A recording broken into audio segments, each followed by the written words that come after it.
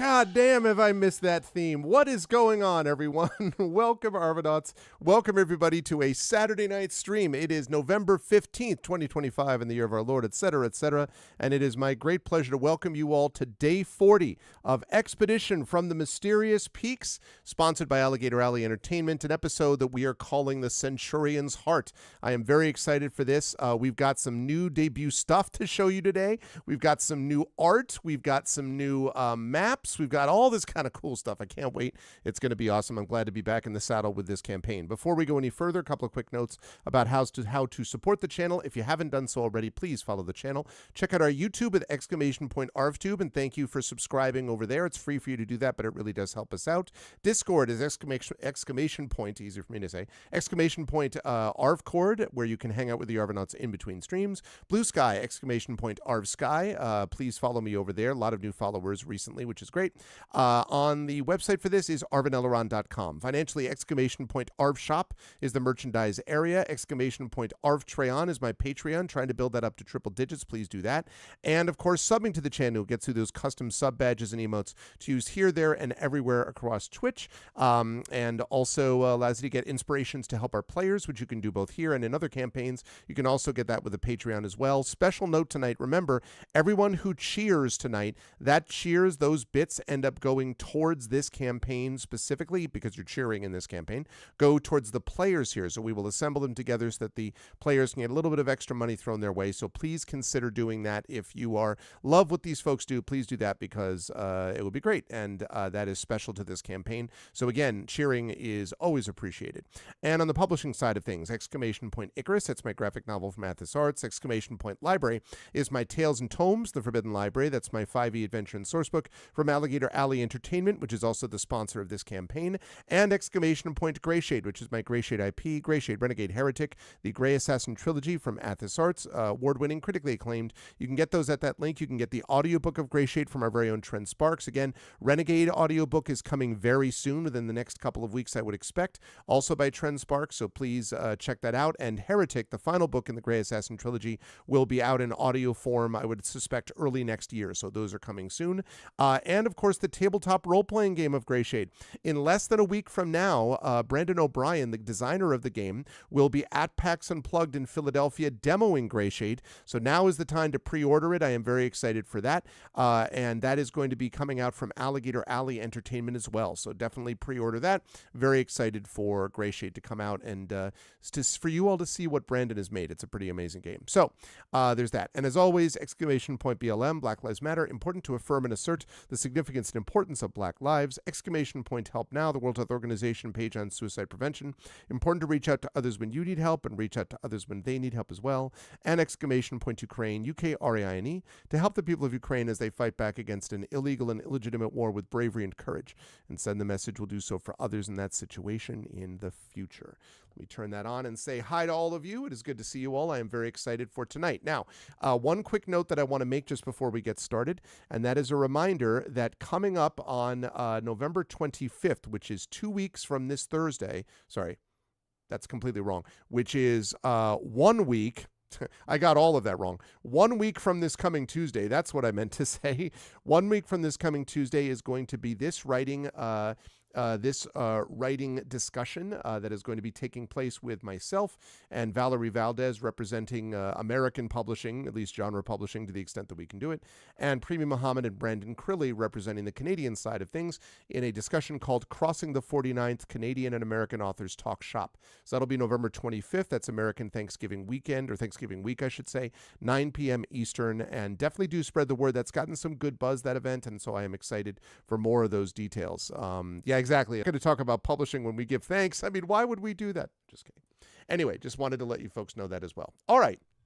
With that said, I am very excited to bring the crew in, and so I'm going to unmute myself and apologize to anyone that I interrupted because I couldn't hear them. It might have been Zach. And then I am going to unmute them. And last but certainly not least, I'm going to head over to reveal to you, dun, dun, dun, the crew is here. They are prepared. They are ready to go. They are fired up. They have explained that no ship has any fear to them. And so I have just tuned up the encounters to make sure they're especially difficult. I'm making that up. I'm not Bring doing it that. on. But I am very excited for this crew to get back into it and to reveal some cool new stuff to you folks, including perhaps some new art. But we will show you all that in a minute. Before I get there, top left of the players on your screen is Rhiannon Held. It's good to see you, Rhiannon.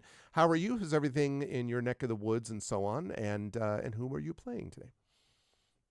I'm good. It's still pretty warm weather around here. I ate my pie pumpkin that I had for Halloween. I do that every year, and it was very disappointing this year. Oh, So, but being seasonal, I'll have to get a new proper one or acorn squash for Thanksgiving. absolutely. Or like a butternut squash soup or something. I don't know, like, something that seems appropriate. Yep. And I'm playing Sataria, and she's a half-elf sorcerer, but a healer. But a healer, and you're about to see a Sotaria as you've never seen her in just a minute. So there's thanks to the quick work of Zach under the astute art direction of Rhiannon. So we'll talk about that in just a minute. Always a pleasure to have Rhiannon with us. Also a pleasure to have Toya Kristen Finley with us. As always, it's good to see you, Toya. Toya, you've got something new that you wanted to announce and talk about, I believe. Yeah. I want to hear about that, and I want to hear who you're playing.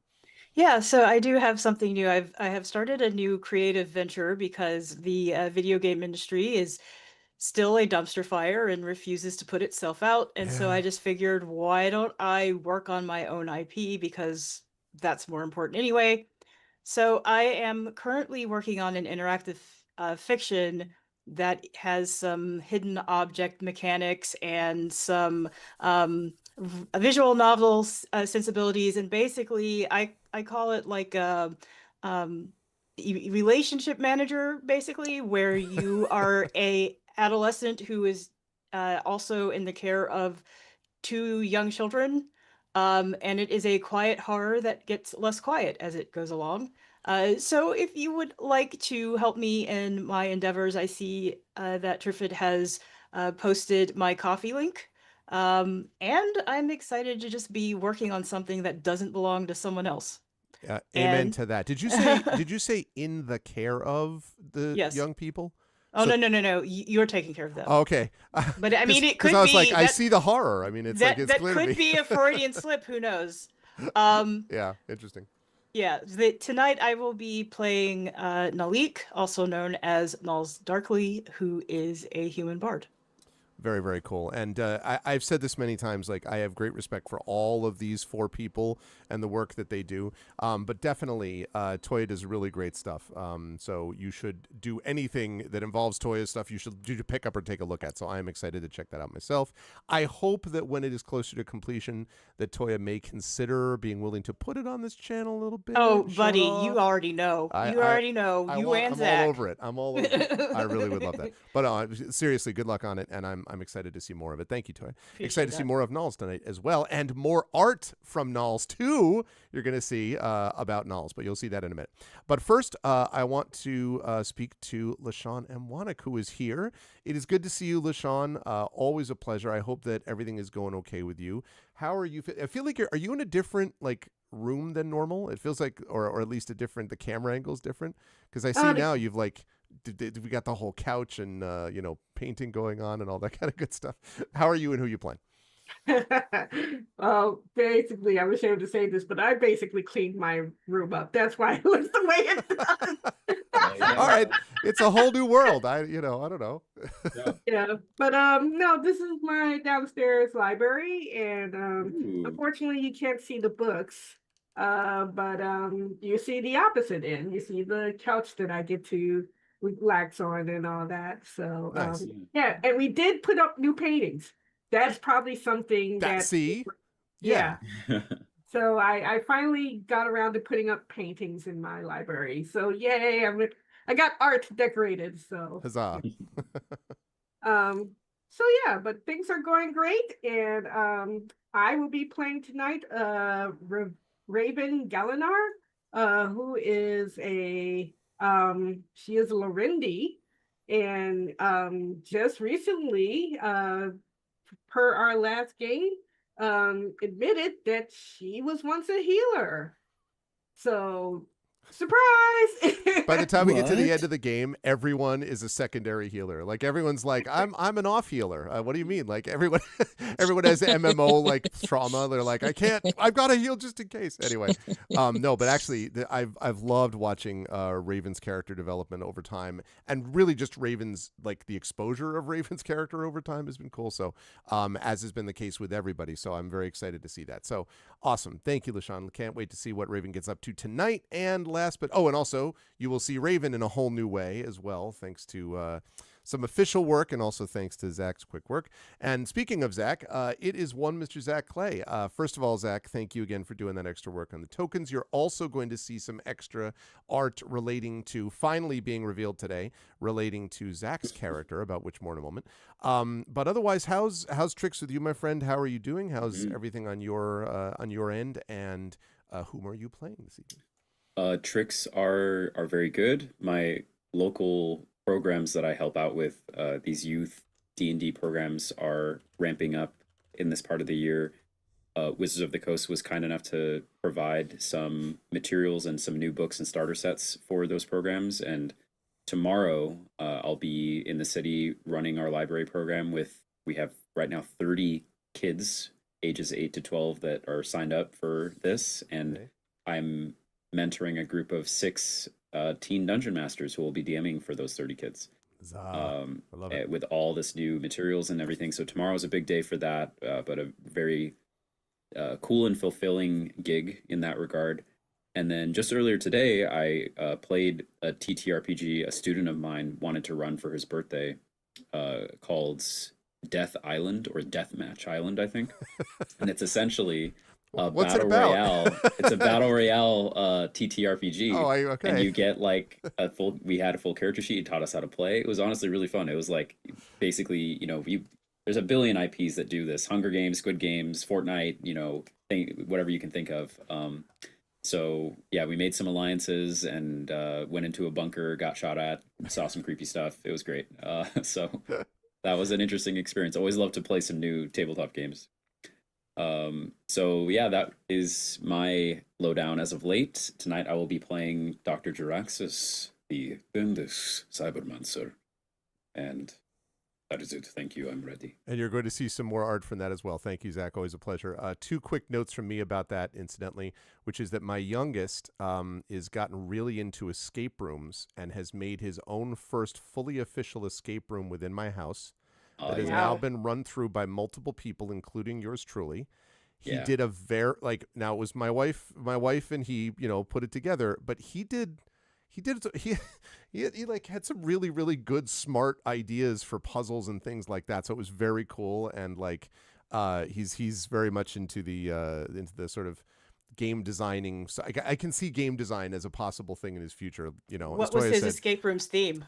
It was a middle school / high school. You play 2 firefighters / police officers. This has shifted over time, but I'm guessing 2 first responders, I guess, might be the way to be, is the safe way, who go to an auditorium that's on fire, and you have to put the fire out and then figure out who set the fire. And like, which kid set the fire. It's pretty funny. That sounds like the kind of theme that your son would come up with. Yes, Zach knows him very well. But anyway, also my daughter did her first professional DM gig this evening. She went for a group of 5th graders, and she ran her adventure that she knows, and Zach knows the details about some of this because Zach has helped with some of it. She was nervous, but she felt like she was, and she got paid for it. Got paid well.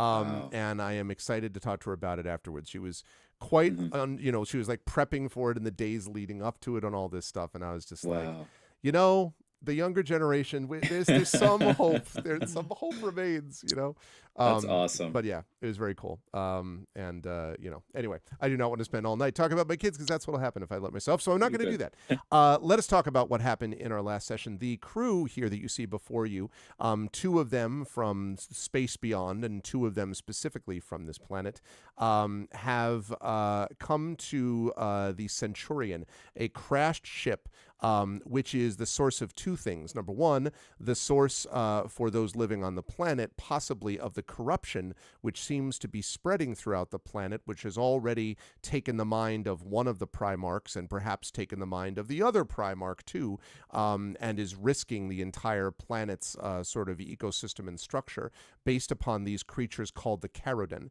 This seems to be the heart of that. It's not clear as to why yet, but hopefully the party hopes that they will figure it out. But the second reason that they're there is that for those who have come from elsewhere, specifically Dr. Jaraxxus, this is also the source of a beacon that has been pulsating and sending things out into the galaxy and onto the Silrain Arc, which is where Jaraxxus first heard of it. And it is reflective of a technology beyond what you would have expected just from the folks here, and thus is familiar as well to Raven, too, in terms of the technology that they've seen. In fact, perhaps too familiar sometimes, because it's a little, re-traumatizing, I think it's fair to say, based upon what Raven has experienced. And so the party has finally left the officer's deck. They were very, very thorough in getting everything out, but it was really helpful because it also gave them information that the ship apparently was taken down by some virus. Unclear whether it's just a computer virus or a biological virus or both or neither. I'm not certain, but it destroyed and basically brought this ship down hundreds of years ago. And when it crashed into the ship, that is when things were changed for the planet here forever, and made it possible for them to use incredible technologies, which later on led to problems, but we won't get into that. And so the party now has come back to this, recognizing that they having discovered through computer logs and so on that this happened, and has now gone down to the engineering deck in the hopes that they can find sort of the source of some of the stuff that they've been seeing, the strange stuff that's been happening outside and also within the ship. And I should also point out that after battling some constrictor vines, which were a little bit, scary, but they managed to get free of them, that they have gotten a number of key cards to open various doors throughout the ship, and it eventually allowed them to get power running enough that they could activate the turbo lifts, which has now brought them down to the engineering deck. As they come down to the engineering deck, I'm going to shift us over to the maps chat so that you can see the new art. Here we go. Dun, dun, dun. And I'm going to zoom in so we can actually see this. So first of all, let's feast your eyes on... Oh, wait, hold on. I need to show you this in the player side. Wait a second. Zoom, zoom, zoom, zoom, zoom, zoom, zoom, zoom, zoom, zoom, zoom.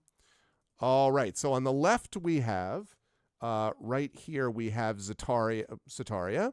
Right there, the new, with a specially designed colored background just for this purpose, incidentally. It's very, very important to do that.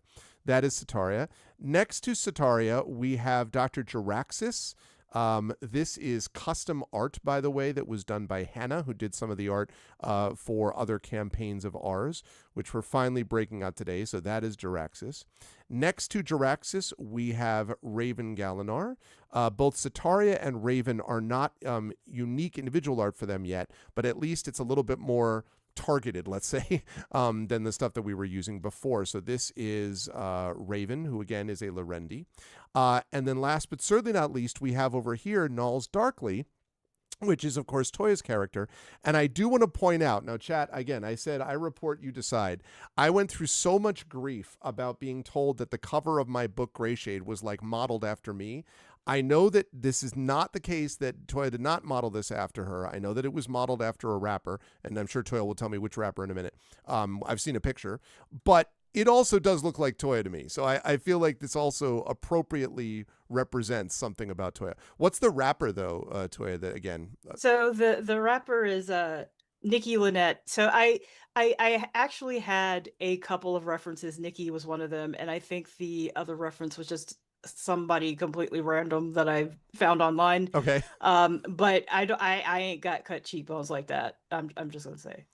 These all look really, really great. And then down here, we have, of course, your boy Gamork. That is Gamork. Boy. Now, I want to point out to everybody that this was something which Zach said to me, and it was true, that since Gamork is large, we decided that we would make him. He's a big boy. I think it's fair to say he's a large individual.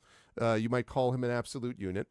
And that's what he is. But he's not actually 10 by 10, which is what this would represent. So I just want us to slow our roll a little bit on the idea that he's actually like a dire elephant. Okay, like let's take it easy on the size. But he is impressive and awesome, and I couldn't resist when I saw that he actually had a picture like that. The only thing that's not quite right is that he also has this kind of mechanized, as we know, sort of metal implants and stuff like that along his back. So it's not 100% Gamorreek, but it's definitely in that ballpark. So, and yes, this game obviously is clutch because you can pet the dog, and in fact, they've done so on numerous occasions.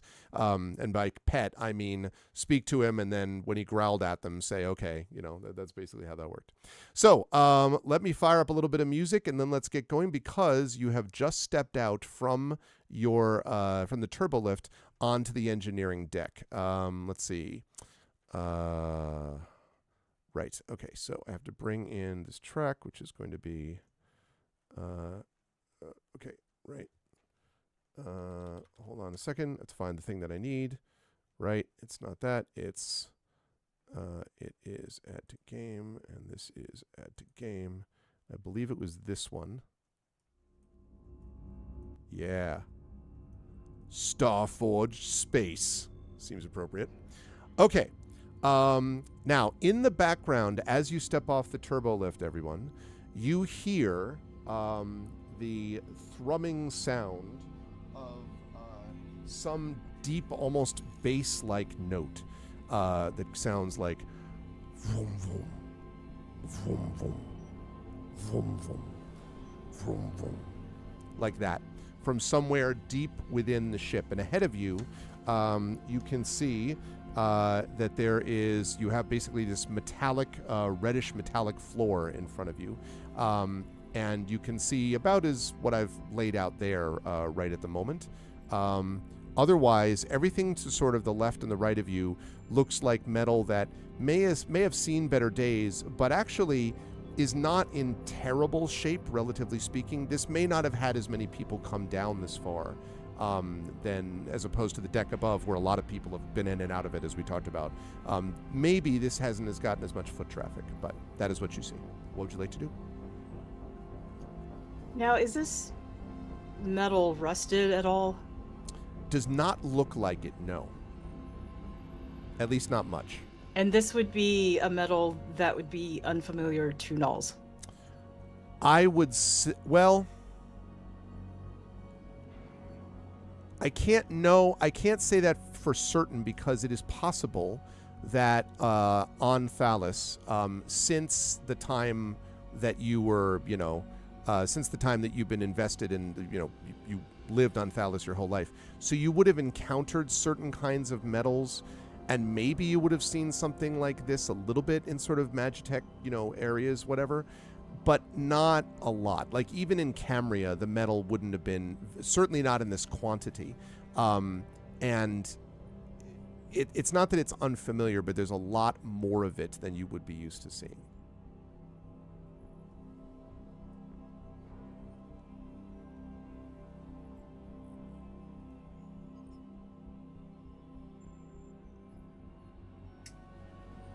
All right. Well, Gamorreek. I look at Nalik and Turns say, I don't think he can maybe understand, but how do I tell him to sniff for things? I mean, that's what a dire wolf does.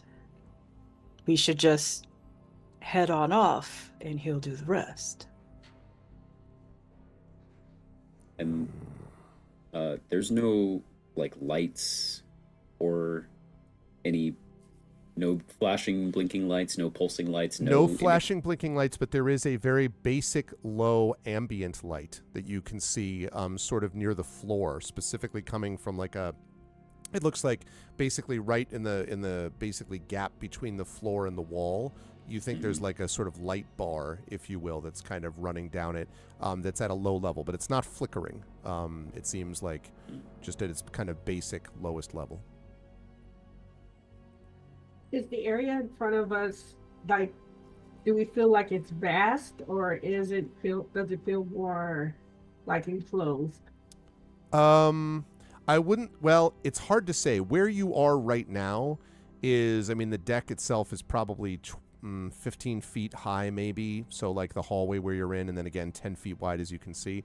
So, where you are right now does not feel vast. But the thrumming sound that you hear from elsewhere in the ship is definitely like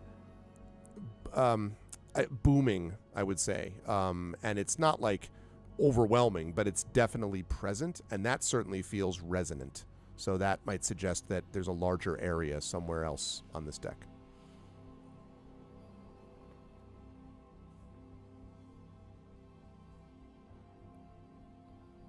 Well, maybe we go to the middle area and see if it has a similar layout as the floor above. Or we could go left or right, but I say we go right down the middle there. Well, the only way seems to be forward, as often is in life. I've gone backwards plenty of times. Yeah, I guess we walk forward. Yep. Walk forward towards where Gamork is going. Okay. All right.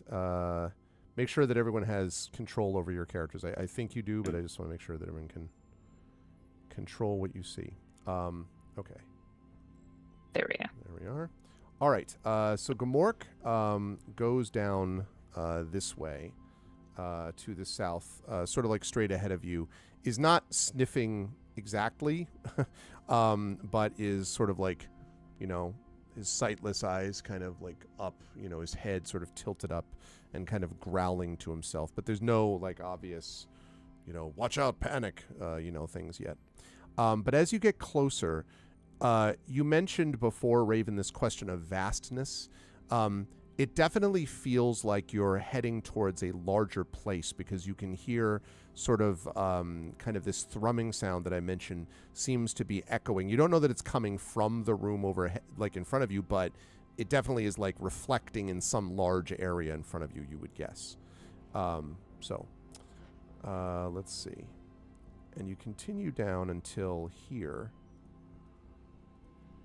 And Gamork then sort of stops right here and sort of waits for all of you as if to sort of like, not sure what to do next, because has come to the edge of a very large space. Very large. Like right where he's standing, it fans out, basically? Correct, yeah. And so he's sort of waiting for... you don't know why he's waiting, but he's sort of waiting for you to arrive, I guess. Yeah, I think we follow close behind it, and unless he detects a reason why we should all stop or something. Okay. When he enters the room, this sort of low ambient light, possibly sensor triggered, brightens up. And suddenly you see yourselves, or in front of you, I should say. You see this. Whoa. A crane. It looks like a vast repair, maybe, facility for ships. Because you can see in there a lot of ships and vehicles sitting in this extremely large room.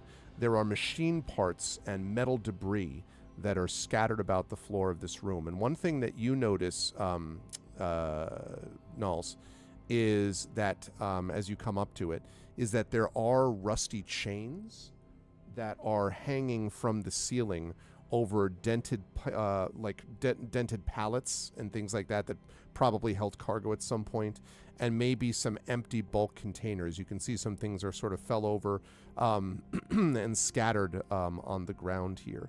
And again, these look like very large machines and maybe ships. You also see what look like maybe drilling things, like possibly this down here, for example. Bring chat down there too. That could be what looks like a sort of drill bit, like a very large drill. But a lot of that stuff looks like there's some kind of mechanical component to this room. To the eastern side, you can see that there's an entrance, like an opening into something to the east of where you are, some other room. And to the west, there is a garbled voice, and that you can hear. And it says something like, let me see if I get the patch right. Toot, toot. No. Toot, toot. No. Toot. There it is. Got it.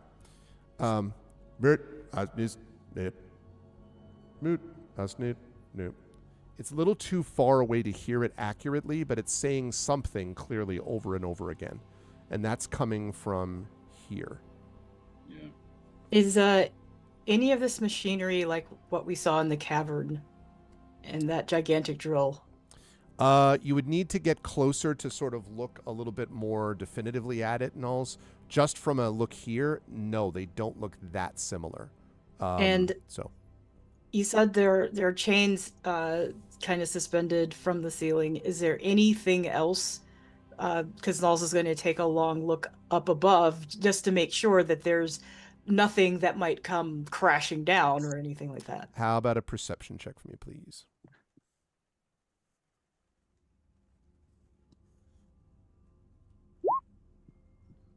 Wow. So we're looking at a 12. It doesn't look like it does not look like anything obvious is going to come crashing down on you. At least not at the moment. And as I say, it doesn't look like it's in terrible, condition. But it definitely does look as if it's been a while since it's been able to really this has been a while since this whole thing has been functional in the way that you would have known it from before. So, I don't know why it's showing me this. Okay. Yeah, oh, I see why. I'm just putting my dice roller up so that we can actually see the dice roll. There we go. I had the wrong one highlighted. Okay, there's Null's roll. Great. Oh, yeah, I can't see my roll either. Okay, all right, let me see. So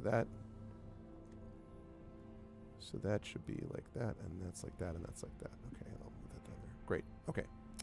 Right. So yes, that is what you see from here. And Gamork kind of sniffs around, but doesn't spend a whole lot of time looking at stuff because it doesn't seem to be overly interested in this super mechanical stuff that you see here. Is any of the machinery active, actively working on something? Nothing is moving around now. The only obvious mechanical thing is coming from the west with the whole that's from the western side. You can faintly see something glowing over there too. Could be a screen or something like that. Praxis will point it out and indicate that he's going to start walking that direction slowly. Okay. I guess. And Raven's gonna follow Dr. Jackson. Is it safe to touch any of these things? We're not going to lose fingers or limbs. He sort of looks around. None of it seems to be on, so just don't press any buttons. Would you know how to operate any of it? What is it, even? Well, this. I'll point at the basically crane from what I can tell. Would I know that that's what that is? I think you enough to know that that's got to be a crane of some kind. Although, what for you don't know. Yeah, I'll say this that claw right there would come down and lift a heavy thing up and put it somewhere else. This seems like a Well, it's interesting. This being the engineering deck, this seems more like a construction place or a workshop. Usually, the engineering part of a ship is already built, usually with, an engine, rather than a construction place. What could they have possibly been constructing? Maybe the robots. The things that attacked us. And behind this crane, there are those consoles like we saw upstairs. I should also point out that this here is where the sound is coming from. The whirring sound or the voice? The voice, the burp goes. Oh, okay. So the voice is not coming from here. Yeah, sorry. I right. Sorry. That looks like a sort of a closed currently door portal, but right up here is where the sound is coming from. I see. Okay. I start walking that way. Just as you get close, you can see that it sounds like a garbled voice that's coming from what looks like some kind of display, maybe a hollow display device, because there's a little like to jump out of universe for a moment, you know, the Princess Leia glitchy message, you know, from you know, help me, Obi-Wan, you're my like that kind of thing, except that what this is saying is discover magic tech. Discover magic tech. Discover magic tech. And what you see in the hologram form, glitchy as it is, Jiraxis, is a set of schematic of machine parts. And you and Raven both don't need any check to know that what you're looking at are the schematics of a starship's engine and a power core. Discover magic tech. Schematics of a starship's engine and power core. Yeah. Okay. Did this place used to build its own starships? Would this ship be large enough to build a ship within it? Yes. I don't think. Really? But not a huge one. Not a big, like not the size of even the Sunrider. But could it build a small shuttle or something? Sure. Can we tell from the schematic can I do some like engineering math and determine what size of ship the schematics for the engine and power core would be made for? Like, is it showing the schematics of the engine of this ship and the power core of this ship or another ship? Make a mechanics check for me, and you might need to try to fix this, like, because it's pretty glitchy, so it's sort of hard to get a read on what the size is. But go ahead and make a mechanics check. Let's see if you can determine anything about it. Okay. And Nulls and Sataria, just to make sure, so I know Nulls, you were looking up. Are you and Sataria staying safely in the room? Sataria might not do that. Sataria might be curious about everything, actually. But I'm curious about what the two of you were doing.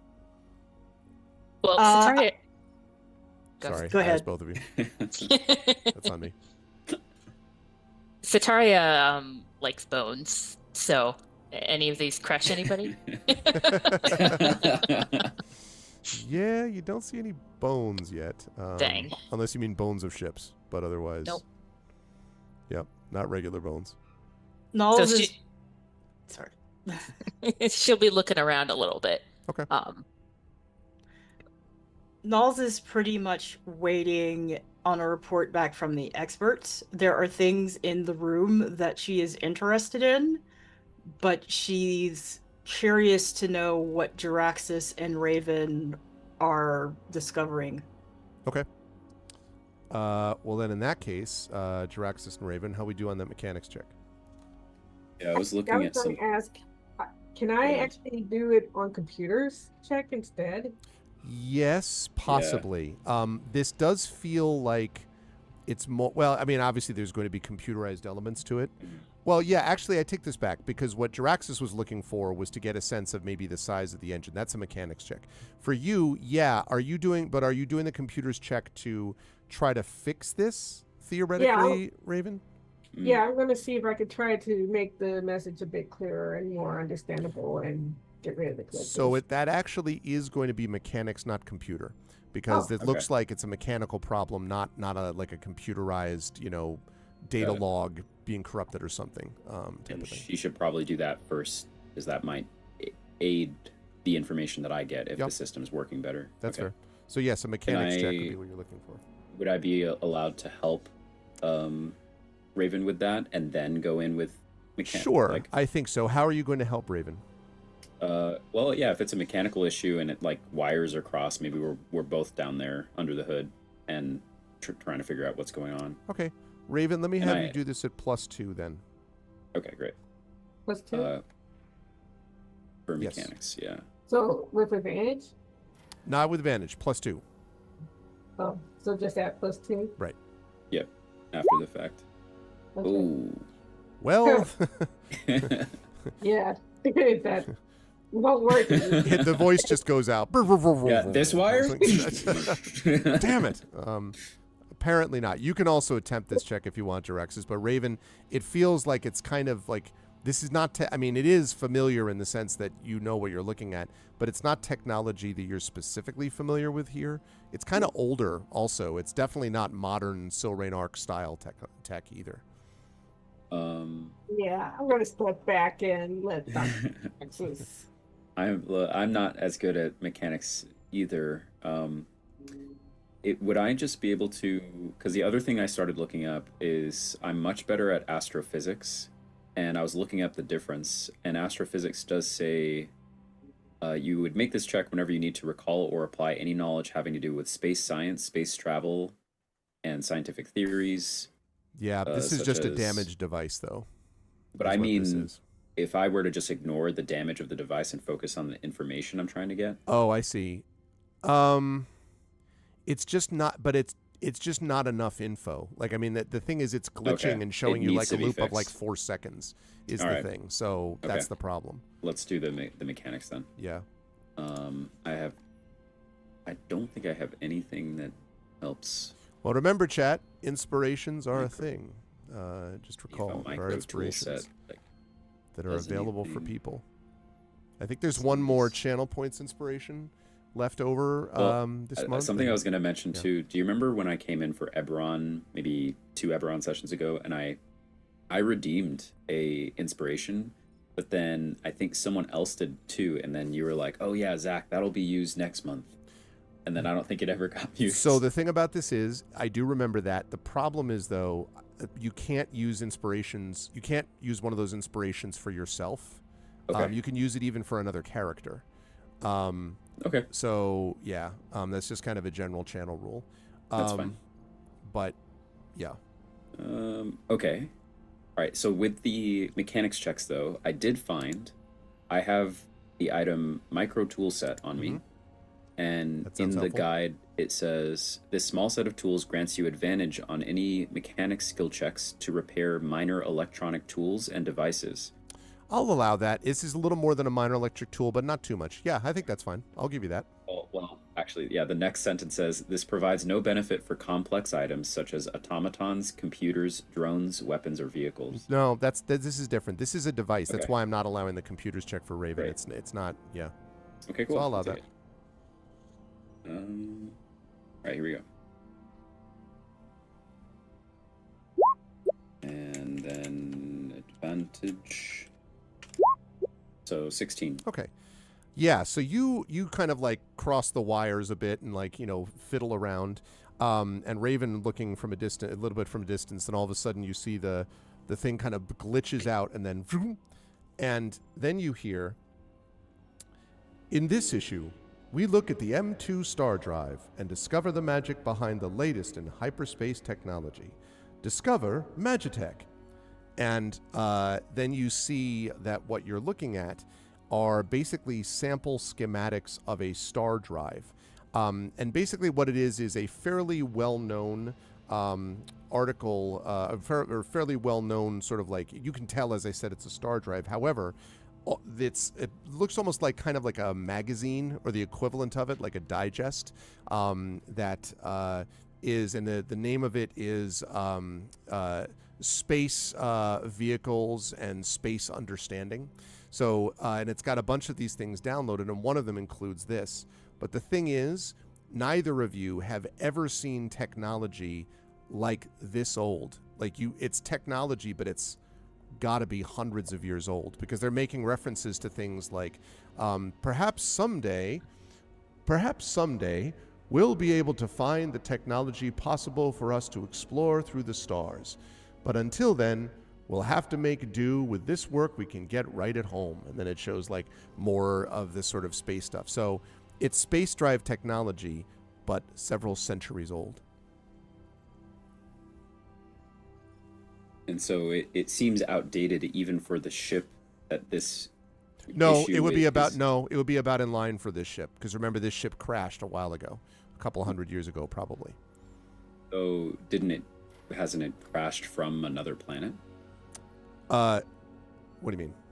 Like the issue saying perhaps someday we'll find the technology to explore through the stars, but didn't this ship crash by exploring through the stars? That is true.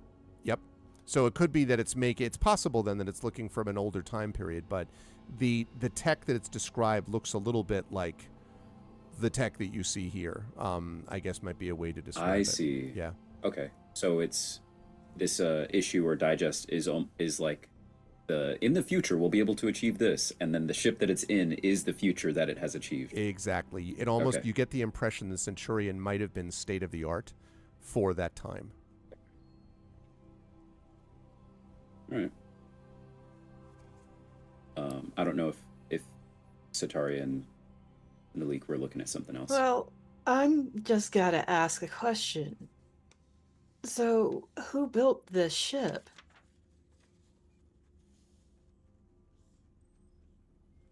Good question. You all would know better than I.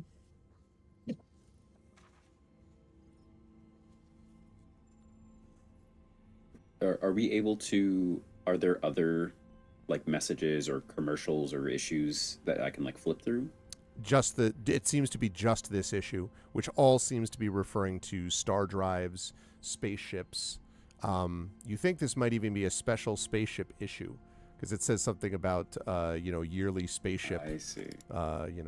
Spaceship issue. That this magazine may not have even been exclusively focused on space stuff. That's right. Although it is interesting because the tech, like the schematic that you're looking at, is fairly detailed. So you wonder if it's like, I don't know, popular mechanics for engineers, right? Like,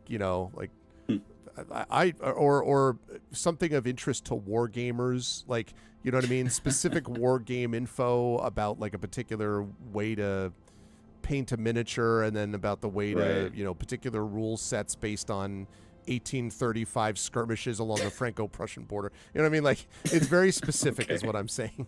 But it still feels like it's a little bit of a super cool general interest magazine for those people, for engineers.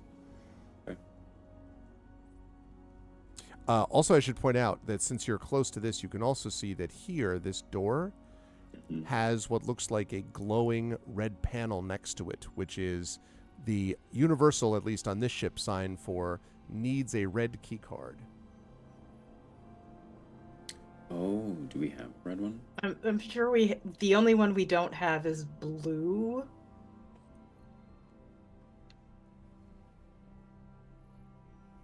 I know there's one color we don't have. Which one is Yeah, it? let me look.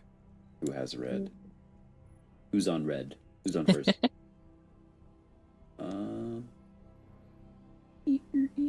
But before we leave this room, Malls, these are crates, right? Is that what you said? That they're crates You're just talking lying about the on ones the like floor? over here, for example? I mean, there just looks like there's multiple crates all over the place. Yep. Yeah. Yep. Multiple crates, and you do see like metal bits and parts and things like that that seem to have been sort of knocked out on the floor, which suggests that there has been someone at some point came down here, but a long time ago, and not nearly as many, as I said, as what you saw up top, where it was like totally stripped clean. But some parts have been removed from down here for sure. And the crates are empty? Yep, as you go around to the different crates, you'd have to look, but as you go around to the different crates, yes, it looks like they were empty bulk containers of things. In a few spots, you see like a couple of nuts and bolts at the bottom of them, but basically that's it. And there's nothing else going on with these other consoles? None of the rest of them seem to be glowing or on or functional, just the one that Jirax is in front of. And what's this right here?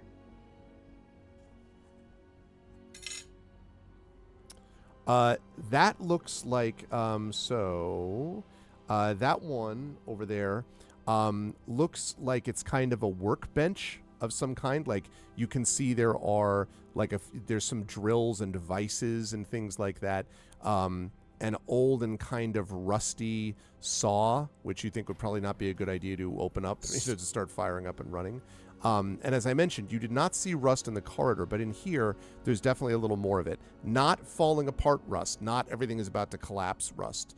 But there's definitely, this shows the passage of time even at this lower, remove from the upper atmosphere. And so this is also a workbench over here? Yep, looks like it. You think so? And it's a big one, like as you can see, like a lot of big parts on that workbench. Yes, Traxxas. Yeah, so Raven has a green one.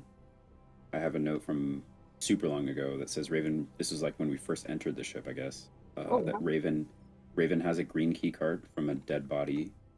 And then I think I have the red one, because the only note I says I found a red key card, exclamation point. I have one too. There are 2 red cards. Okay. And the blue is the one we don't have. Okay, got it. Okay. Those were the only colors, I think? Yes. All right. So, sorry, Greg, what in here requires a key card? This one over here is glowing red. Okay. All right, cool. And the only other exit out of the room that you can see, obviously, is here. This does not have a door. It's just an empty area. Got it. Also, I should mention, to the west, I should have said this too. So this is closed with a red key card over here, right here. But from over here, you hear that same vroom, vroom, vroom, vroom.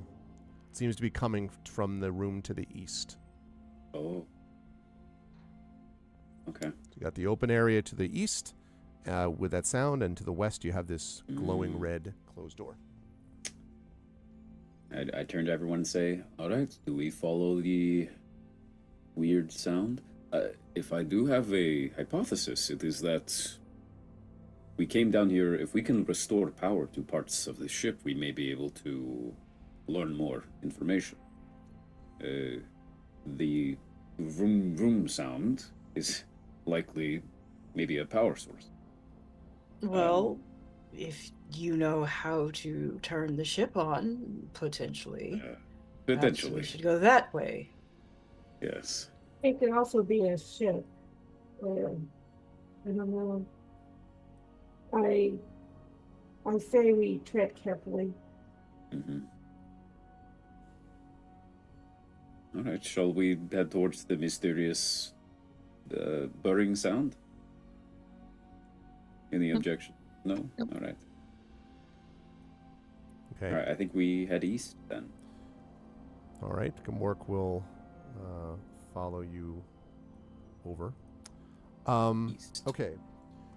When you get close to it, you can hear this sound, and also, I'd like a perception check from everybody, please.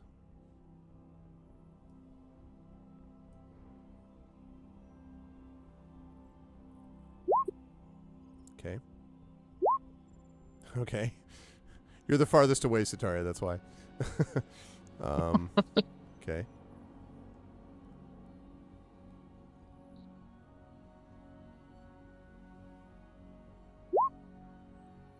Okay. And 19. All right. Nulls and Raven, as you get closer to this room, you feel the sort of the equivalent of, I guess for Lorendi would be, still would be the same thing, I think. The sort of hair standing up on the back of your necks and arms. There's almost a field of what feels like static electricity. It's subtle, but you can feel it sort of emanating from within this room. The one ahead of you. There's a strange energy coming, Jiraxis. Oh. I feel it too. Oh, Very unpleasant. If I say, if anything, it's like, it's more like static field, so it's... I don't feel anything. Well, just be careful. Always. All right, Draxus, if you come all the way up to the rest of the room, when you so again, it's a little bit dim, but you can feel when you get to the actual door, you can maybe start feeling a bit of that energy. There does seem to be a kind of general red ambient light, but the light in here, the room you're in now, did not flicker to life until Gamork entered the room. So at the moment, you're just standing outside, and it's still somewhat. You can see a little bit, but it's mostly darkened inside the room ahead. I go inside. Okay, when you go inside, there's a moment, and then again, and you are struck by something pretty extraordinary. You get hit by. You get struck by. A smooth thing. Okay. So what you see here is there are shelves of tools and mechanical parts that are lining the northern and eastern walls of this chamber. However, what is most notable to you is what you see in the southern side of the room. Because down here, what you see is what can only be described as a 40-foot wide machine made up of interlocking plates and tubes and robotic arms and electronic panels that are extending from the south wall. And there are runes and sigils etched all along the machine's surface. And at the center of the device is what looks like a raised platform, and there's a control panel filled with buttons and switches and a main power lever, possibly too. At least it looks like that. And it is from here, this spot, that the thrumming noise that I've been describing, vroom, vroom, vroom, vroom, is coming clearly from here.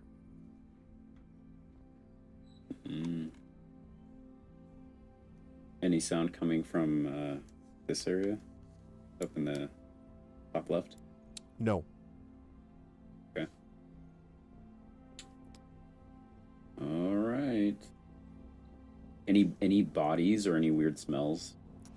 I think just I'll have you make a perception check if you want to do it more extensively. But a quick sort of look around / smell. No, you don't think so. But there is this energy about the room, and it's clearly emanating from that southern side. Okay. All right. Draxus will approach the core thing, and say, "All right, I think this is it.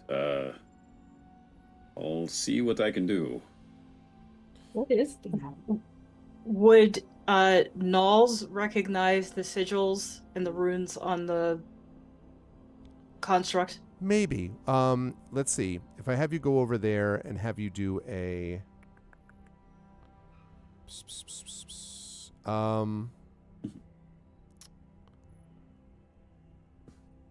trying to think of what check I would ask for.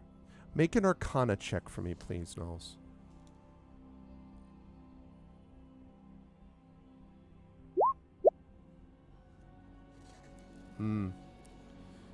You don't recognize, and also Sataria, if you wish to, could also make this check, the Arcana check. If you want to, you don't have to, but this is in your neck of the woods. This is your wheelhouse too. Okay, yeah. So Knowles, you're pretty sure that this is referring to something about there's some magical sense of like something about building or something. You can't quite like place it, but Sataria can. You think these runes refer to making or creation.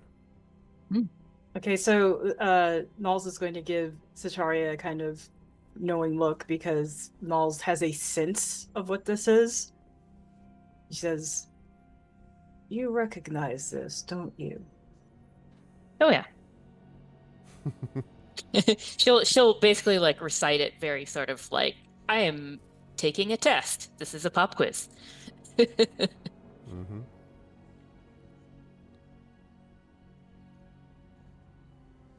But what is the point of all of this?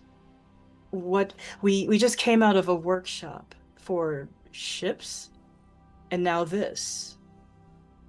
But why would they need this for ships? Well, it said magic tech, right? So it's using magic. That's the thing. But magical ships? In space? In the stars? Well, was this to over there was for ships? Is this also to build ships? It's the idea that this would be used to make something. It's strange. Again, even this being the engineering level, but I've never been on the engineering level of a ship that had a construction area. Let alone Jiraxis, make an insight check for me, please. And going to make an insight check because I'm so sorry confused. to interrupt your monologue or your response. It's all right. There's a reason. It's because of what you just said. Who are you, strange voice? You hear a voice, a disembodied voice, making it. Oh, one of my followers. I'm getting reception. They say to make an insight check. Oh yeah, that's a 23. Because as you're saying this thing, as you're talking and responding to your compatriots, you have this overwhelming sense of familiarity sort of wash over you. You know, Jiraxis, you have never seen something exactly like this, but it feels familiar somehow. Like in a deja vu sense? Or in a... Something about the design of this thing seems familiar to you.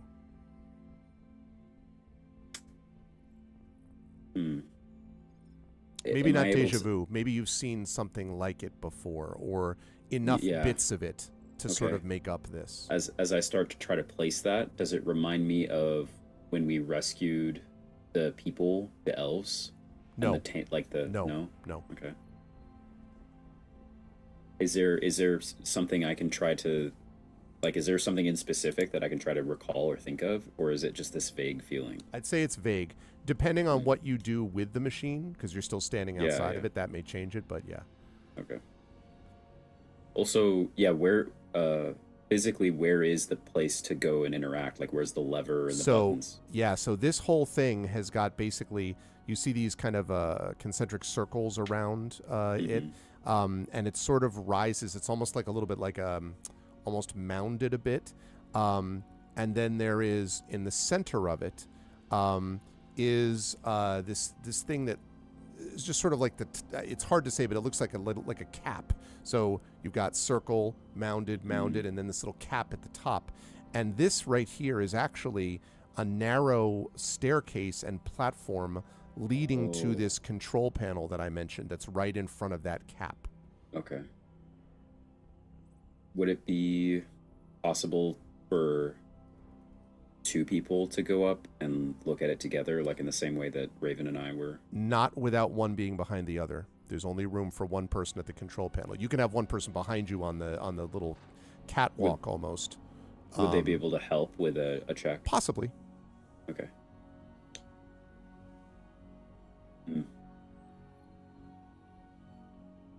And would this be to understand, the nature of the buttons and what exactly we are doing up there? Right. You may not even need a check, depending. Okay. I mean, like, it depends on what you do when you get up there. All right. I don't know. Okay.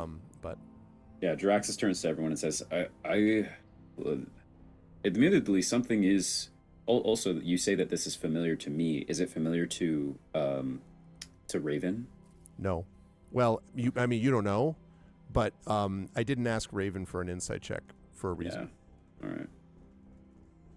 Okay. I don't think Raven recognizes it regardless. So. All right. Jiraxis says, some of this, for some reason, is familiar, or gives me a familiar feeling, but I don't...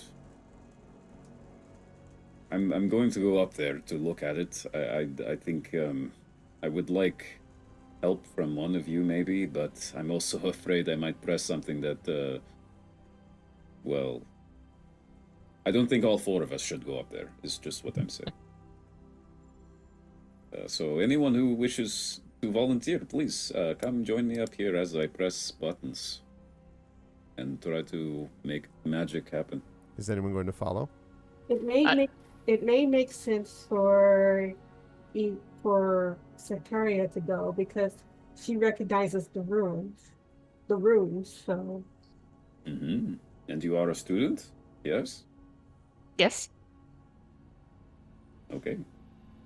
And I'm a healer, so if something goes wrong, I can heal you because I am a dedicated healer, and that's my full job. So. And if something happens to you, then I can heal you. I think this is a good plan.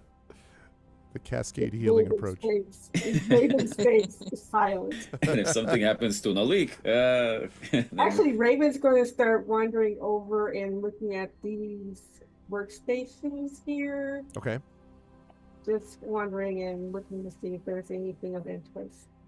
So, yeah, one thing I can say about that is that those are, they look like, as you say, those look like they're definitely work stations. But I would say also, as you're looking around, and I'll remind me to tell you the details about this later, but you do find a few what look like sets of tools as well. And one other thing to note, which is that over, let me just make sure I got the right spot. Yes. Over up here, you can see something is kind of hidden behind one of the tool, like behind one of these like workbenches. Cool. And when you go to look around it, you see lying on the ground P-card. the frames of 2 8-foot tall, what look like battle suits. Oh. And by the way, that's as much as you know right now. They look like these sort of battle suits, like powered battle armor, Raven. But they've obviously been stripped. They don't, for parts. They don't look like they're functional. But they're lying on the ground next to this tool workshop, this tool workbench. Sorry, that's right up there. So we'll think about that, but I'll come back to that. As far as this is concerned, Draxus, when you come up to the thing, you're standing in front of these sort of the panels, as I mentioned. There's a set of buttons, and then there is this big sort of like lever, which is different from all the rest of them and does look pretty much like a power lever of some kind. Okay. Can I get a sense of what I might be able to achieve by clicking these buttons or by pulling the lever? How about a mechanics check for me? All right. Do I get to use, is this a, could I use my micro tool set to repair a minor electronic tool? No, because this is not, no, because you're not repairing it. You're trying to figure out what it is. Fair enough. You want to break it first and then repair it. But sometimes going back lets you go forward. Yeah. Okay, that's a 10. I mean, a lot of buttons. You don't know for buttons sure. And lever. Yeah. Okay. Does the lever seem to have 2 states, or is it a spectrum of intensity? No, it looks like 2 states. Okay. If you you don't recognize the symbol, but there's a symbol next to it's in the up position, and there's a symbol next to that, and it obviously is able to. There's a down position, and there's a symbol next to that. Okay. Jiraxis gives a nervous smile back to Sataria. He says, "Don't tell the others, but I'm so afraid if I press any of these right now that the whole ship just, goes explosion." Well, that's... Can you make, I don't understand any of this. I get out of the way so Sataria can look. Is there anything that...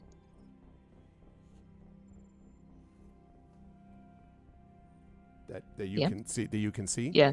The only thing is that there are not really. There are definitely runes carved across the surface of this thing as well, but you don't recognize these. There's the same making creation stuff maybe, but you probably specific stuff that's in a much older language, even magical, that you'd be familiar with. Okay. Draxus snaps his finger and says, "Ah, wait! I have a prime talent.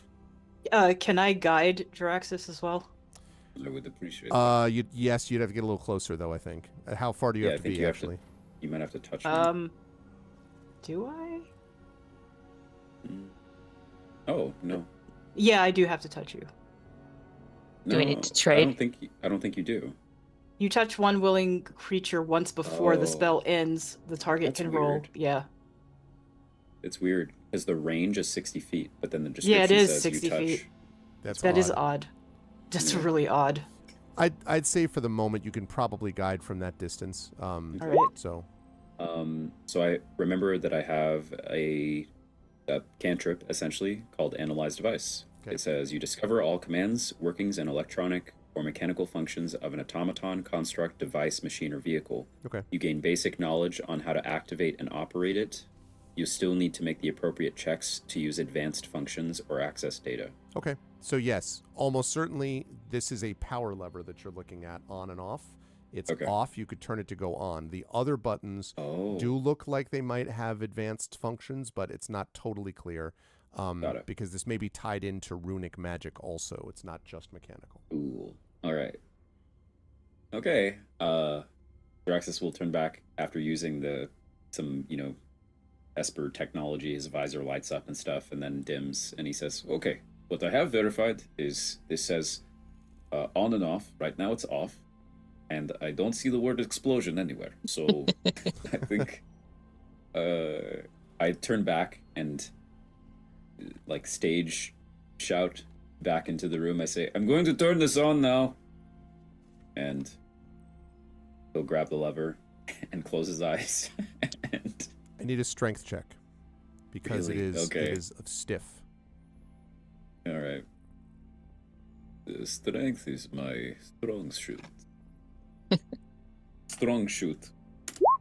17. Oh yeah. So you No kind of like modifier you needed. sort of like fight it a bit and then and as you close it, as the circuit closes, the machine emits a soft hum and the panels flood with a multitude of flashing lights, and the runes carved across the surface of that thing glow a soft blue. Suddenly, in front of you, the cap that I mentioned begins to rise from the central position, and inside it you can see glowing bars of what look like blue energy, and even from this, like right next to it, you can feel the energy almost flowing over you. And coming from the inside, from the control panel, you hear a voice. A holographic display, I should say, appears basically right next to the panel with a list of symbols and markings. There's the glowing, blue thing that rose up from the center in front of you. And you hear the machine say, "System online. Welcome. Please identify user parameters. Dendusi. Please identify user parameters. Creator." Which is a good place for us to take our break. You are watching the incredible crew of Expedition from the Mysterious Peaks that have just found something, but what? We'll find out when we come back from our break. I am joined as always by Rhiannon Held, Toya, Kristen Finley, LaShawn M. Wanting, and Zach Clay. It's 9:31. We'll be back here maybe just shy of 9:40 if we can, and then we'll play till 10:30. If you like what you see in here, please cheer in the chat. That will help everybody here. Please follow and support all these people. And otherwise, make sure that you take a break yourselves, get up to hydrate, etc. And we will see all you folks in a few minutes with more about this creator. Back in just a bit.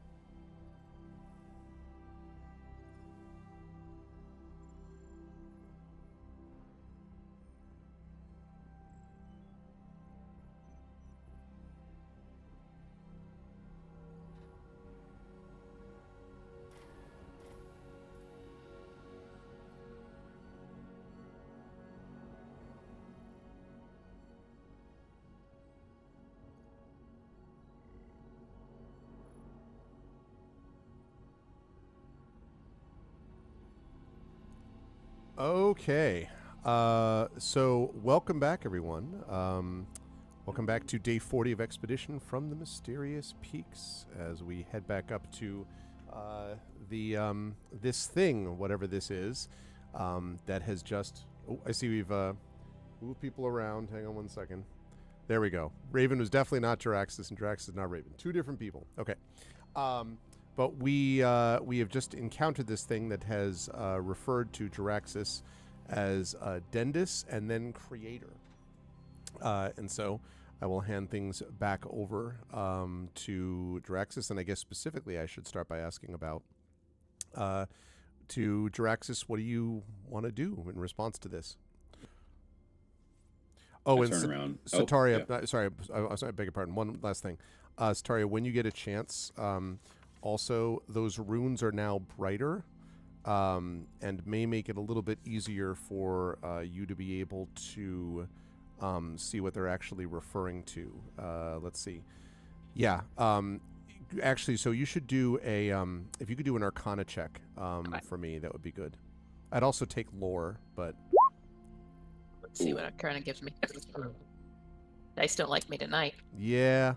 It does, these symbols do seem a little familiar to you, but you're not sure why. Not in that sort of uncanny way Jaraxxus had, but there's something familiar about these symbols, but you're not sure what.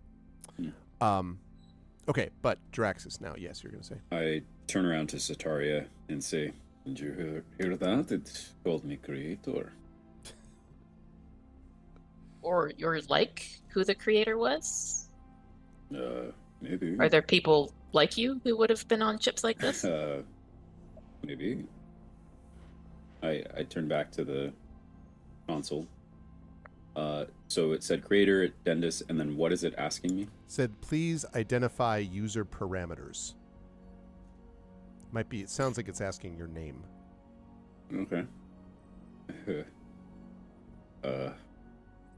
Jaraxxus scratches his head and then stands a little bit more straight and confident and says, Dr. Eldon Jaraxxus. Dr. Eldon Jaraxxus, welcome. Well, Keldon with a K. I am Fabricator Model right. DB-557. Okay.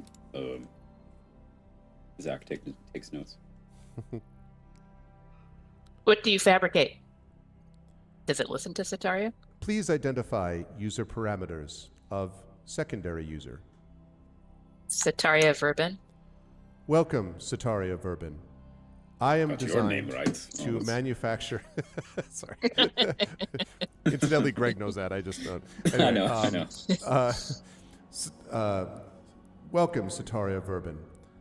I am designed to provide enhancements to personal equipment to create, forge, and develop. I have been called a Magitech Forge, a Forge, or even DB. I was told this was a nickname. Your names are unique to you. My name is unique to me. DB, I am also a secondary user.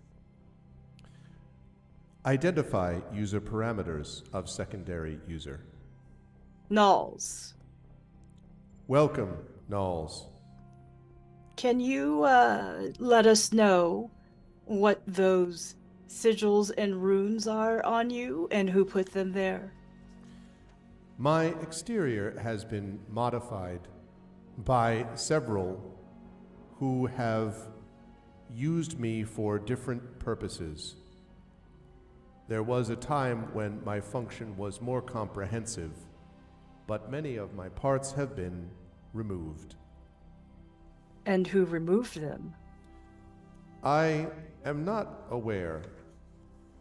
I have been offline for 387 cycles, and the last user's name was erased from my system.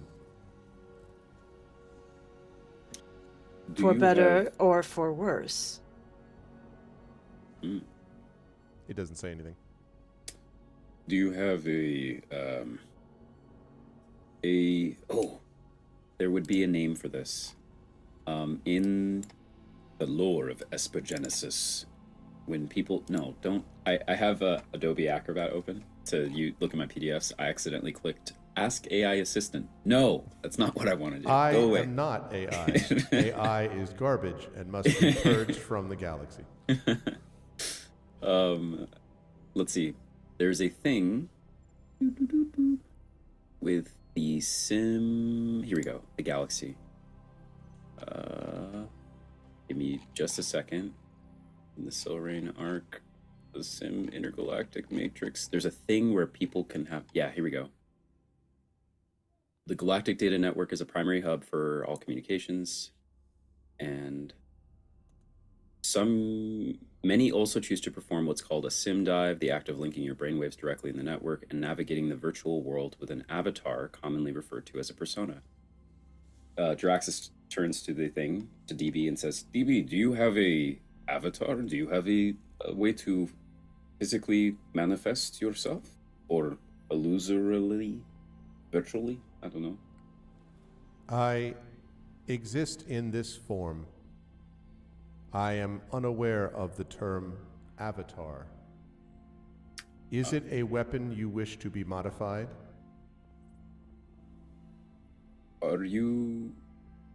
Have you mostly been building weapons 387 cycles ago? I build weapons, armor, tools, small vehicles, and other various devices using orichalcum. Now, you have heard this term orichalcum before because you were actually given a little bit of this, you may remember, of orichalcum by Right. Rieger, who was the keeper that originally was in this place and gave you this orichalcum. Okay. And it stops talking after it says the orichalcum thing, but Okay. Let me see if I took notes. Oh. Okay. I have a thing that says a dwarven forge was built out of the crashed remains of a ship. Kar Hestrin is the dwarven name for the barrier peaks. Okay.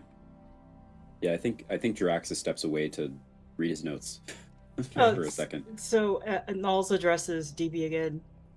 DB, are you connected to the rest of the ship? no. I am kept separate from the ship. It was believed there was danger, and there has been much lost since the accident. But I do not know what the rest of the ship holds. What is the danger, and can you talk about the accident? I do not know anything of it. It happened. I was brought online 28 cycles after the crashing of the ship. I remained active for 10 years after that point. Then the accident. Then I was silent and not present for 387 cycles, until I have just been brought back now. Did you make things in this other room right next door to us? I am not aware of a room next door. This is the room in which I exist. Ah, I found it. And I look around and say, Hey, who Princess. has the bag of holding? Or what's that with? I look at Nalik. We were given the bag of holding by Dumig Rieger. I don't think I have it. Stu McGregor, what- for those of you wondering, right there, present. Mhm. There you go. What in it are you looking for? Uh, I do have a mm, bag of. I thought everybody received a bag of holding from Dumig. I think it was just the one. Oh, I see you do have it. Yes. Inside there should be ingots of orichalcum that he gave us. And the notes I wrote down, or I play back a sort of fuzzy recording of Dumig saying, these could be used to make powerful weapons and armor in the forges of crash ships. So yes, Okay, I have some. Okay, I don't see them. I'm literally looking at the bag of holding. Yeah, I'm not I do sure not that... see them, but I will believe that. Yeah, yeah. Yeah, because he did. I can confirm that he gave it Yeah. to you, so I know that. Okay. All right. How many do we have? One I for also each wrote- of you. Okay. Oh, Should be okay, 4. Yeah. Yeah, I really think that everybody got a bag of holding. Am I making that up? I think it was just the one. Yeah, I don't remember that. I It's remember there just unusual being to- one. Yeah, Yeah, I thought it was one. one Okay. bag, but 4 ingots. All of right. the orichalcum. Got it.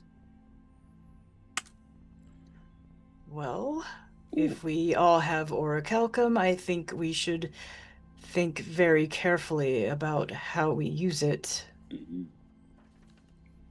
Can you... It says, in my current state, I can modify equipment and create special armaments using orichalcum. Would it improve the...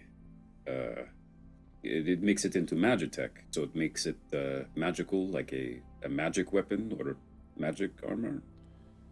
It has components that would be defined as magical to some, and to others would be defined as technological advancement. It is what has been changed and adjusted from the time that I first came online through the use of orichalcum. Dendus, creator, you were the one who designed the first version of me. Right. I did go through something recently where this seemed familiar. Now I'd like you to make a history check for me at advantage, Drexus. Okay. Yeah, it's true, Prince Justin. I thought about that a little bit myself. Alright. It's a crossover. This is where they cross the streams. So suddenly, Oracle of Wars. History. I don't have history. Would lore be? Oh, I'm sorry. Yes, appropriate? lore would be Okay. right. Yeah, 16. maybe not that the 16 though. It struck you that you understand now a little bit why this seems so familiar, and you could relate this to Raven. Raven doesn't recognize this at the same level yet, but because you're pretty sure you've seen something that looks like this before, and as the one says you created, all of a sudden you remember why.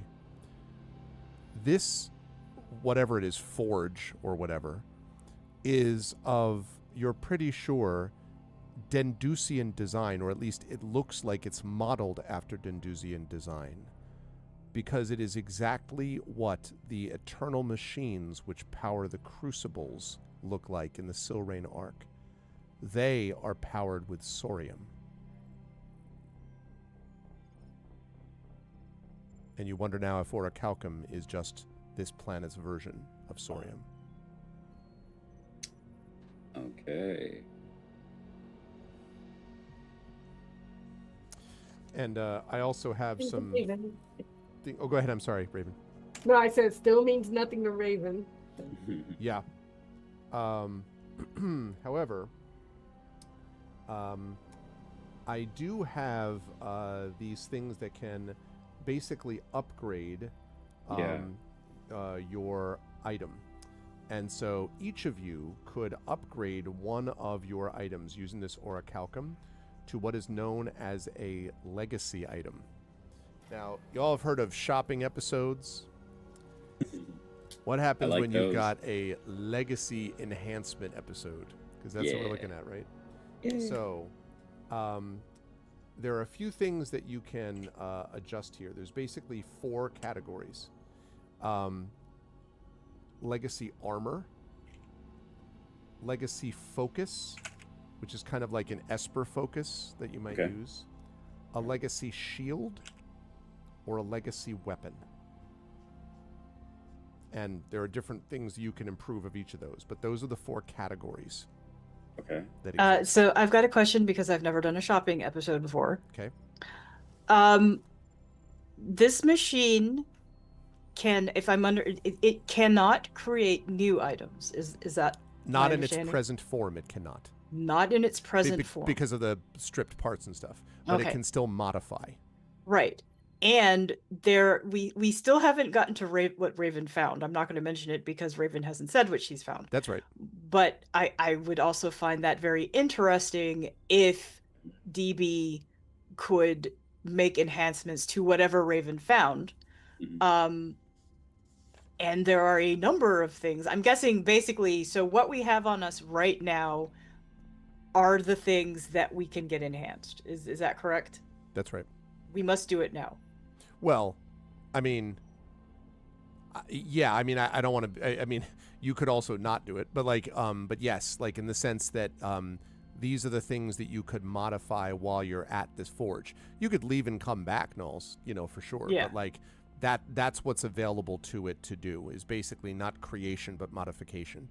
Which, by the way, if it's able to modify in some of the ways that we'll talk about in a minute, then you cannot even imagine the power this thing would have had at full level in terms of creation.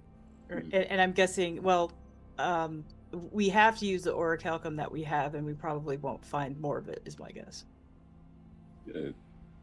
I mean, maybe elsewhere on the ship, we're lucky, but... Yeah, can we... Draxus will look back into Raven, who is the only... Oh, no, Raven has come over. Raven, did you went and looked through those console areas. Did you find anything? Well, not much except some tools and a couple of mecha bodysuits. Oh. Might want to take a look and see. Would it be something... I don't know what this thing does, but if it's saying that it can upgrade us, it may be something to consider for protection.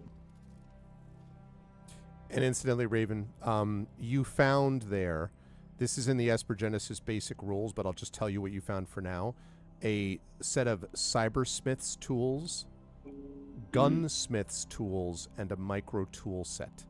Those are the 3 sets of tools that you found in those workbenches. That's separate from the battlesuit thing. I should... Well, it's not like I would know anything, but I showed them to Dr. Zachnus and say, are there any of these that would look interesting to you? I already have a micro tool set, but the others are used for making guns and I guess for magic or cyber armor.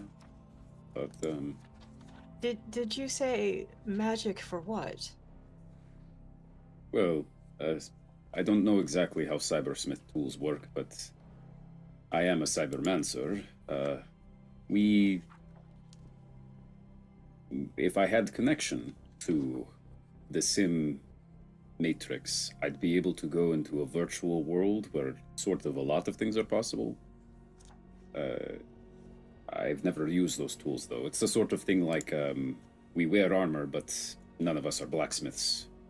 So I don't really know what goes into making a lot of what I use. But how would magic be involved? Magic technology. I pass guidance, which my version of it, even though you both taught me spells in a magical way, I found a way to reproduce it mechanically. But this Sorium, this special resource in these Esper spiritual energy, it has allowed me to perform the same thing. So Jaraxus says, I think it would be my people's version of magic. For example, this material in this forge, it reminds me of the crucibles that we have out there. These massive structures that can be as large as a planet, and they are known to be used in the creation of a species called the Ashen Forged. And that is to say that what we have in front of us right now, it can modify armor. At its most powerful, they were used to create people. People? Mm-hmm. Well, would a magic user be able to make sense of the magic cyber thing? I point at Sataria. I think so. She already is.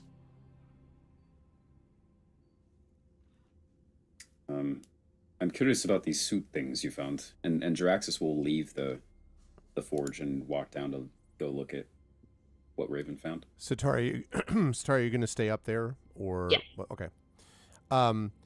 So when you go over there, Jaraxxus, you do recognize these because they look awfully like the powered Magitex armor, striker armor that was used by the cultists that were chasing the. Oh, okay.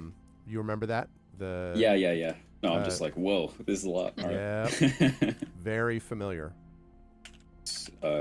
So sorry, what kind of armor again? Striker. The Magitex striker armor. So basically, those things that you managed to shut down that were chasing after. It's not Umbero. Oh God, so many names. Not Doomigreger. When was this? When you first arrived on the planet, basically, and you were on your way. Right. You remember there was a guy there. Yeah. There was a guy there. I'm going to switch back to this to see if I can find the one that's there. I don't. Illifor, Grand Magus of Yes. No, that's not the right guy. No, not L4. It's Sunrider, Eternus, The Signal, EG Crew, Titus. I'll find him. Jaraxxus, Crystal Forest. Dartmouth Rend. Dartmouth Rend, that's it. Yeah. Yeah. There we go. When you all split up and you made the choice to do your characters, and you chose Jaraxxus, and here we go. Yeah, I wrote down, we're fighting some big mech automatons piloted by people. Yep. They're chasing a wizard dude who's telling us not to help him, but rather to flee. That's what this looks like. Interesting. Like a big mech suit. All right. Okay. Would that have stats potentially? These things are have been completely stripped of like power supplies and internal parts, which is maybe why they're lying on the ground. You could see what the forge could do with it, but your impression is that the forge is not going to be in a capacity to create these things yet. Now, if you were to do something that allowed you to expand or enhance or bring more of the forge online, maybe. Okay. Cool. Can I ask? What is this over here? Oh yeah. Sorry, do it again.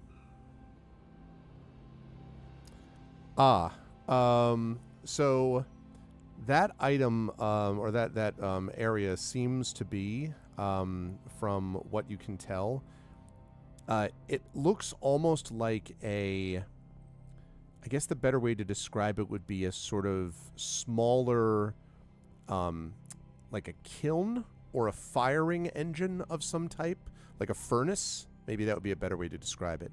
It's not really I mean, it's not that it's broken, but it doesn't seem to be particularly, like, it's warm, but not like really, really hot and working at normal. But it looks like, from the way the design of it is, that it might be like there's doors that you can see there that open that look like they might give access to a place that would be like a kiln, hot enough to be able to melt something at extraordinarily high temperatures.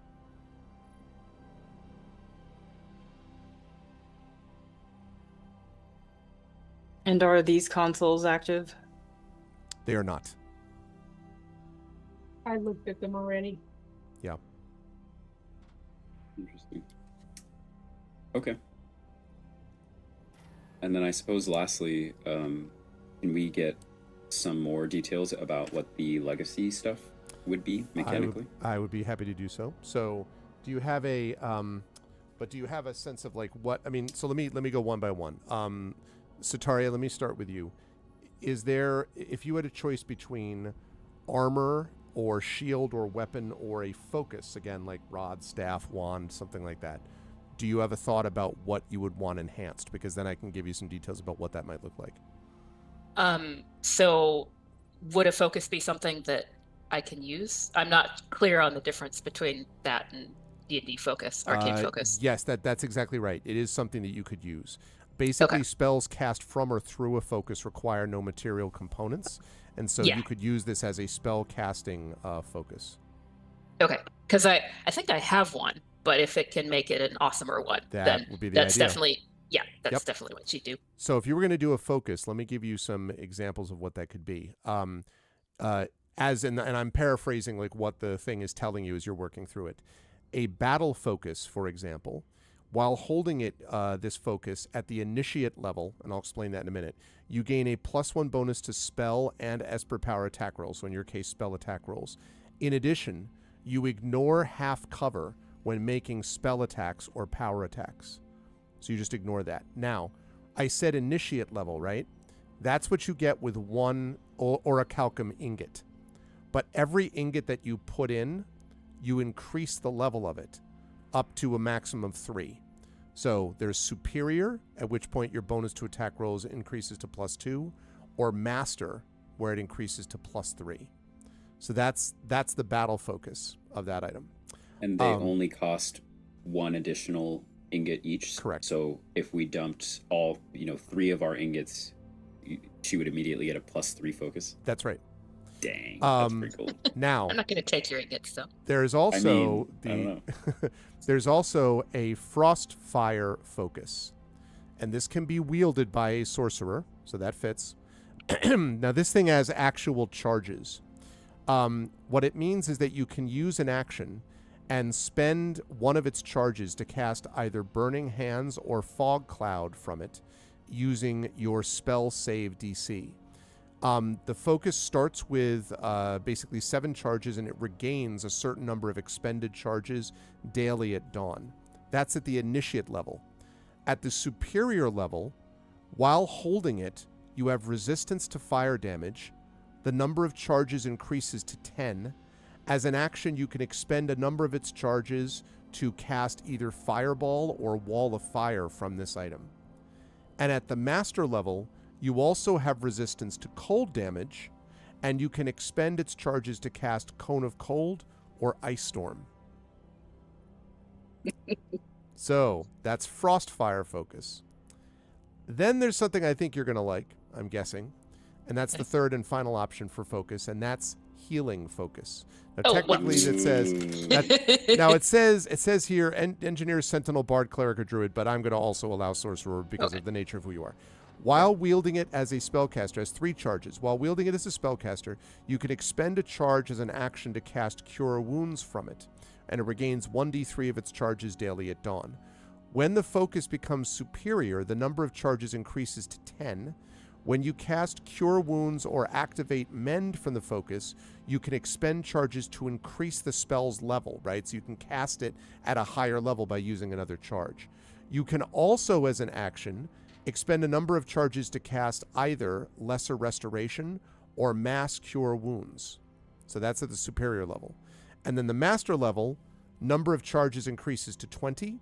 And as an action, you can expend 6 charges to cast Heal.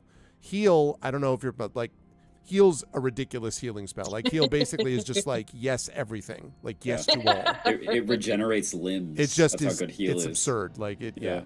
So that's what you got. So you've got basically battle focus, you've got Frostfire focus, or healing focus.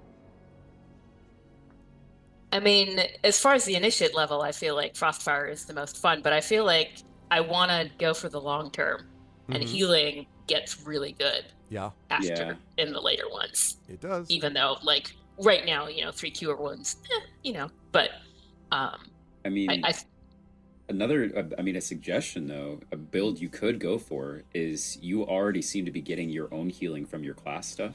So instead, you could make the focus the aggressive thing. That's true. And, like, your focus is your offense, and then you're still just banking on your class stuff for healing. Or you could just double dip, Yeah. My heart says Frostfire. Hell yeah.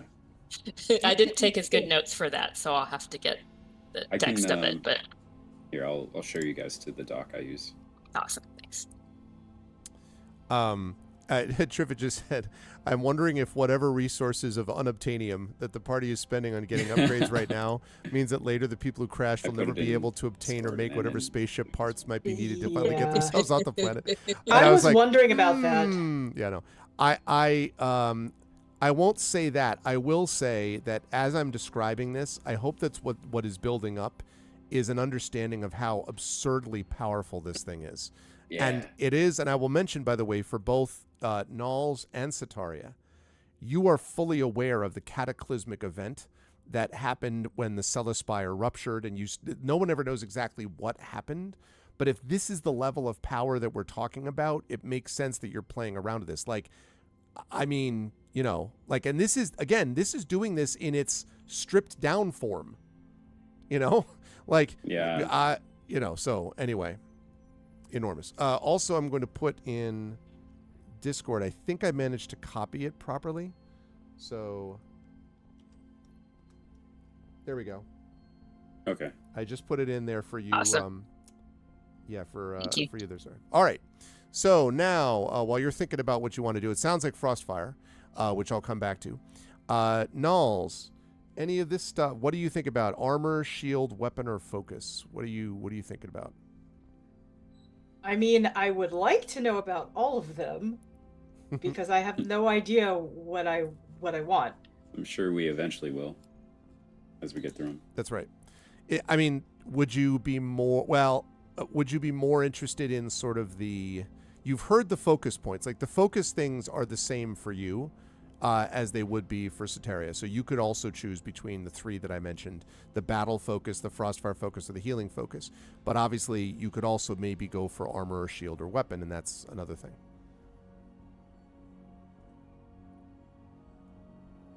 Okay, so I also have, you said like there are certain legacy items that can be improved, right? Well, legacy is the improvement of whatever you're using. Yeah. Okay. Well, like I said, I want to know about all of it. Okay. I don't want to just know about, We'll choose one. Choose one to begin with, and we'll see if we get most of there. What's the weapon stuff like? Okay, couple of options. And let me actually say, so charger weapon would be a two-handed melee weapon. I'm not sure that's your bag. Yeah, I don't know. We have defender weapon, which is any melee weapon.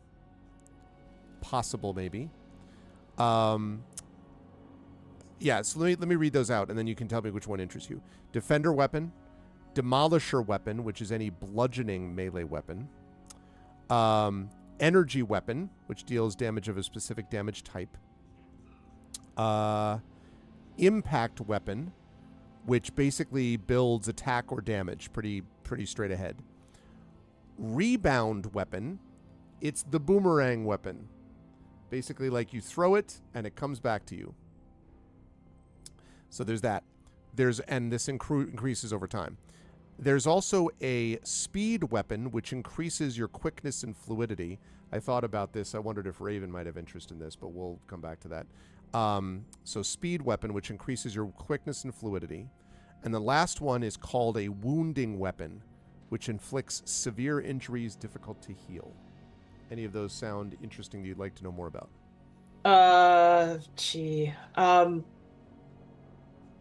The fluidity and the wounding. Okay. The fluidity one is... Where was I? Yes. The fluidity one, it's a speed weapon. When used in combat, the increased rate of motion causes your form to slightly blur and shift through the air. And this is any one-handed melee weapon, by the way. So not a ranged weapon, but a melee. While the weapon is on your person, you get a +2 bonus to initiative if you are not incapacitated. And if you're surprised, you can use your reaction to draw the weapon and make an attack with it. If you're surprised. That's at the initiate level. Superior level, +1 bonus to attack and damage. Gains the finesse property if it didn't already have it, which means you could use your dexterity instead of your strength for it. And you can draw or sheathe this weapon simultaneously with another weapon as part of your attack action. So like, you know what I mean? Like speed draws, basically. Master level, weapons bonus to attack and damage increases to +2, and you can make one attack with this weapon as a bonus action on each of your turns. Pretty powerful. That's the speed weapon. Okay. And then wounding weapon that you asked about. Once per turn, when you hit a creature with an attack using this weapon, you can wound the target. At the start of each of the wounded creature's turns, it takes 1 necrotic damage for each time you've wounded it, and then makes a DC 13 Constitution saving throw. If it makes it, it ends the effect of all such wounds on itself. So if you hit it like 5 times, it means you're now doing 5 extra necrotic damage every turn to it. Just, this thing. That's at initiative level. At the superior level, the necrotic damage a wounded creature takes at the start of each of the turns increases to 1d4.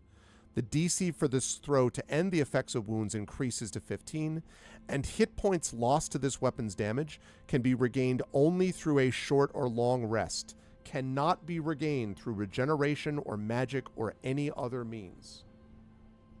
Master level, +1 bonus to attack and damage, and the damage increases to 1d8 for each time you've wounded it. So I have this image of like, you hit something 3 times and it's taking 24 additional damage, or I should say whatever it is, 1d8. So like up to 24 points of additional damage per turn, just automatically until it heals it, which is also pretty badass. So those are your 3 style of those weapons that you mentioned, the wounded or the what did I say, speed weapon. So those are only melee though? Those are only melee. Are there any ranged ones? Ranged ones, there are impact weapon, which basically increases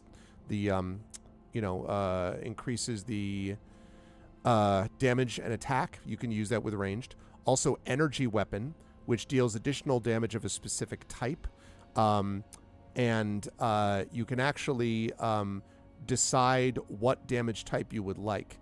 There are 6 types: Defiler, that's necrotic damage; Firebrand, that's fire; Frostbrand is cold; Lightbrand is radiant; Ruiner is acid; and Thunderbolt is lightning. So, and you do an additional 1d6 damage of a specific damage type. So whatever damage you normally do with your weapon, plus 1d6 of whatever you chose: necrotic, fire, cold, radiant, acid, lightning. And at superior level, 2d6. And at master level, you have resistance to the damage that it does. So if it does additional cold damage, it means you're resistant to cold damage. Pretty good. That's the energy weapon one. And then impact weapon, like I said, is basically just... actually, I should say one thing about it, which is that an impact weapon, you get +1 to attack and damage. Superior is +2 to attack and damage. Master's +3, and also ignores any resistances to the weapon's damage type. So if it's like, I'm resistant to cold, it's like, no, you're not, actually. Okay. So that was impact, you said? That was impact weapon, correct.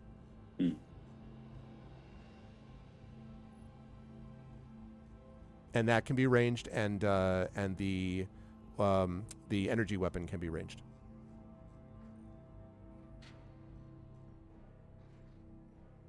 Now, the other thing I'll say is the rebound weapon technically says a melee with a thrown property. So if there's something like you could throw a dagger, right? Or if you were to throw a hammer, or if you were to throw, a boomerang, but whatever, this thing will come back. So, if you wanted to like throw a dagger, this thing returns to your hand. Yeah. Okay, so what kind of damage does rebound do? Rebound is +1 to attack and damage. When it gets to superior, it's +2, and the normal and long range for the weapon increase by 30 feet each. Master level +3 to attack and damage, and you ignore half cover when making ranged attacks with this weapon. That's also pretty good.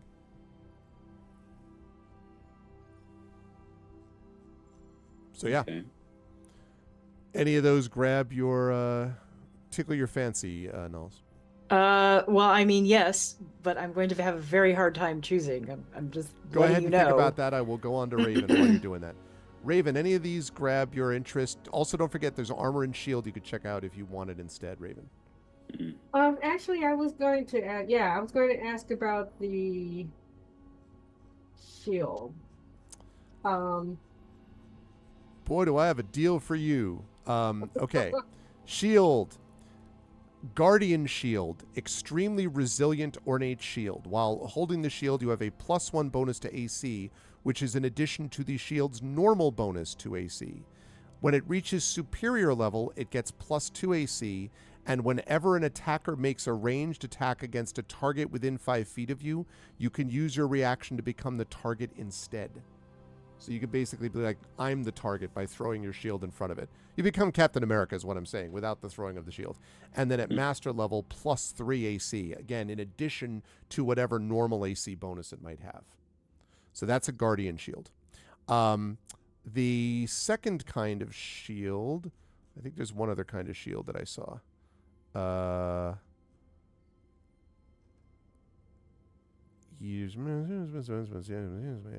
Yeah, wielding increases your armor class by 2, right? So I think that's it for shields. That's but that Guardian Shield is like, that's a very good shield, especially when it gets up to the higher levels. So that's the shield that you could use. Okay. I'm tempted to get the shield, but I also want to check out the armor too. Sure. My armor is very low. Yeah. So your is mine. you do have a few choices for this. One of them is durable armor. When wearing this armor, any critical hit against you becomes a normal hit.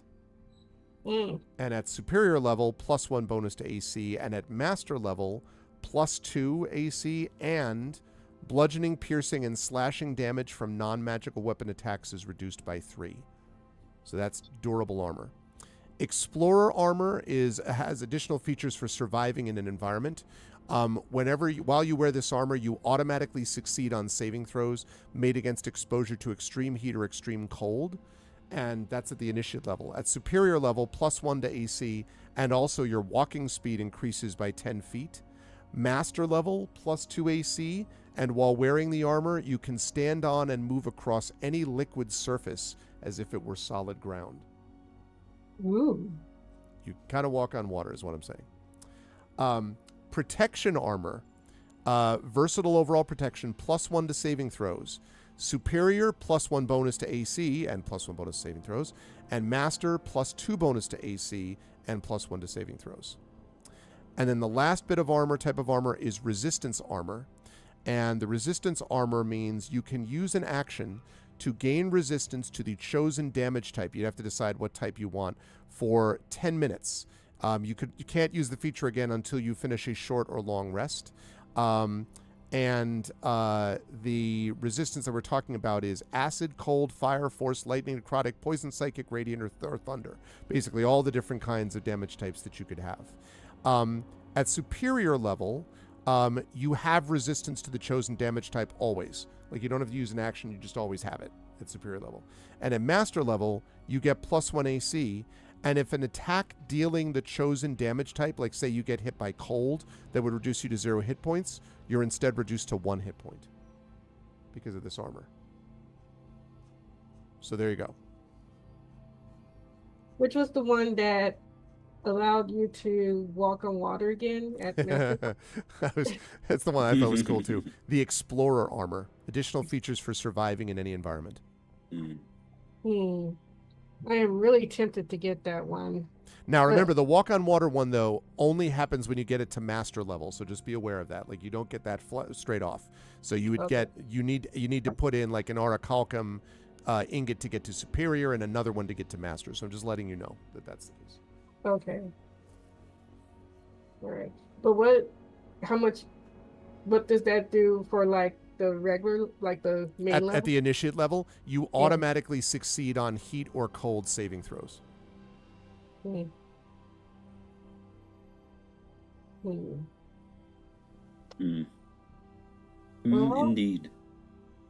And as much as I like that one, and as much as it really sounds cool, the protector one, what was the first one you had mentioned? I mentioned durable armor. Like the critical hit becomes a normal hit. That was the durable armor. Yeah, I think I do like that one more Okay. because I think with that, yeah, seeing that I have low armor to begin with, I think that one would probably work better Oh, for. and you know what? I'm sorry. I just struck me though. Are you're wearing light armor right now, right? Yeah. Yeah, okay, I'm sorry. This is only medium or heavy armor. It has to be medium or heavy for durable. I'm sorry. Ah, Explorer armor is any kind. Protection armor is any kind. Resistance armor is any kind. But unfortunately, that durable one has to be medium or heavy. Sorry, I didn't see okay. that before. All Sorry. I took it away from you. I gave it to you, and I was like, snatched it back. I apologize. I'm sorry. Yeah. Okay. You're gonna have to run through the. I'll do it quick. That's fine. So Explorer, that's the one that's automatic saving throws, heat or colds succeed. At superior level, +1 to AC. Your walking speed is increased by 10 feet. Master level, +2 to AC, and you can walk on water, basically. That's Explorer. Protection armor, +1 to saving throws. At superior level, +1 to AC as well. Master level, +2 to AC, and in addition to all the other things. And then resistance armor is protection against a specific type of damage when you use an action for it. At superior level, you just automatically have resistance to whatever damage type you chose initially. And then master level, +1 to AC. And if an attack from that damage type reduces you to 0 hit points, you're reduced instead to 1 hit point. That's resistance armor. So any of those you can get. Resistance or protection or explorer. Um, let's go with the protection one. Okay. All right. So I will put that in to Discord as well. Thank you. That is in there now. Okay. Last but certainly not least, Jiraxis. You've now heard a lot of these things. Any of these stand out to you? Yeah. So, I have been thinking about making Jiraxis because he's been leading the charge in a lot of situations, and because of like his shield stuff that he has active, how he can give himself temporary hit points all the time. He's been inadvertently tanking at times. Him and Gamork, more Gamork, admittedly, but there's not really a viable way for him to become a melee build because his strength and dexterity is really low, and there's not the equivalent of D&D has the Hexblade Warlock, which lets you attack with your charisma, but there isn't really such a thing for Cybermancer. Right. So I am locked in, I think, into my Eldritch Blast, my Sprite Beam, and so I think, the best defense is a great offense. So I think I would just go for the battle focus, honestly. Okay. Just the flat bonus to spell attack rolls, so that if something's trying to kill us, instead of protecting myself more, I kill them more. Right, and also remember you ignore half cover when making spell attacks too. So that's yes, or exactly. as per talent attacks. Yeah, I could go for Frostfire or healing would be interesting. I mean, actually, yeah, I didn't think about that. The healing. And then we'd have another healer in a weird way. No. The entire No. It's an entire healing sorry, party. I'm taking away from your value. 4 clerics go into a dungeon. Can Raven heal at all? I can. Oh gosh. But okay. He doesn't do it often. Her heals are basic. All right. Go that way. Okay, I think Jiraxis will do the battle focus. I love it. I will put that into chat. Okay, into Discord rather. All right, now, just as we're closing in on the end of time here, so before I do that, I will ask, do you? So you're going to do this. Are all of you are just doing one per, right? So no one was going to do we're going to stack it and we're going to triple increase to whatever. I mean, that would be cool. If we can return to DB, sure. If we find more orichalcum. I mean, part of me is tempted to give my ingot to Sitaria so that she can start whipping around fireballs with her Frostfire focus. I don't know if that's a good idea, though. Yeah. Given we often are right next to each other when these fights break out. So. In character, Sitaria is selfish enough that she's not offering hers to anybody else. Sure, yeah. So. Yeah, looking at the superior benefits of each of these, I don't see any that would be a huge upgrade for anyone as opposed to just a good one. So, yeah. Okay. I'm thinking about it. If someone wants to make a case for me giving you your ingot, I will listen. But otherwise, I'll just do my thing. Okay. I think everybody should keep their ingots. Okay. So, one at a time, you all step up, and the. Oh, wait a minute! I haven't chosen anything. Oh, that's right. You haven't picked yours yet. I'm sorry, Noel. Well, everybody else chose theirs at the time. I forgot you were waiting to decide. I beg your pardon. What have you chosen? So there are 3 that intrigue me, but I don't know. Like when you talk about different types of damages, I don't know what they all are. Like when you talk about radiant and necrotic and fire, and I don't sure know what the different benefits of all that stuff is. So like Nulls is not like a melee type. Mm-hmm. So like the wounding thing sounds really cool, but I don't know. I was kind of hoping that like the rebound had something like that, but it doesn't, because like she has daggers. It would be cool if she could toss the daggers and they were like wounding or whatever. But so the wounding sounds interesting, but I don't know if that really fits her fighting style. Mm-hmm. The tossing just on the rebound weapon, tossing a dagger that is a +1 attack and then later on can become +2 or whatever, and then it comes back to you, like where you're just like, I mean, it essentially means you become you're a dagger tossing person from a distance, right? I mean, like, because it always is going to come back to you. Because what's Nalik's main method of doing damage right now? Spells. Like vicious. What's your main cantrip? My main the main cantrip is Vicious Mockery, because I do have Thunderclap, but I don't often use that because people are too close. Yeah.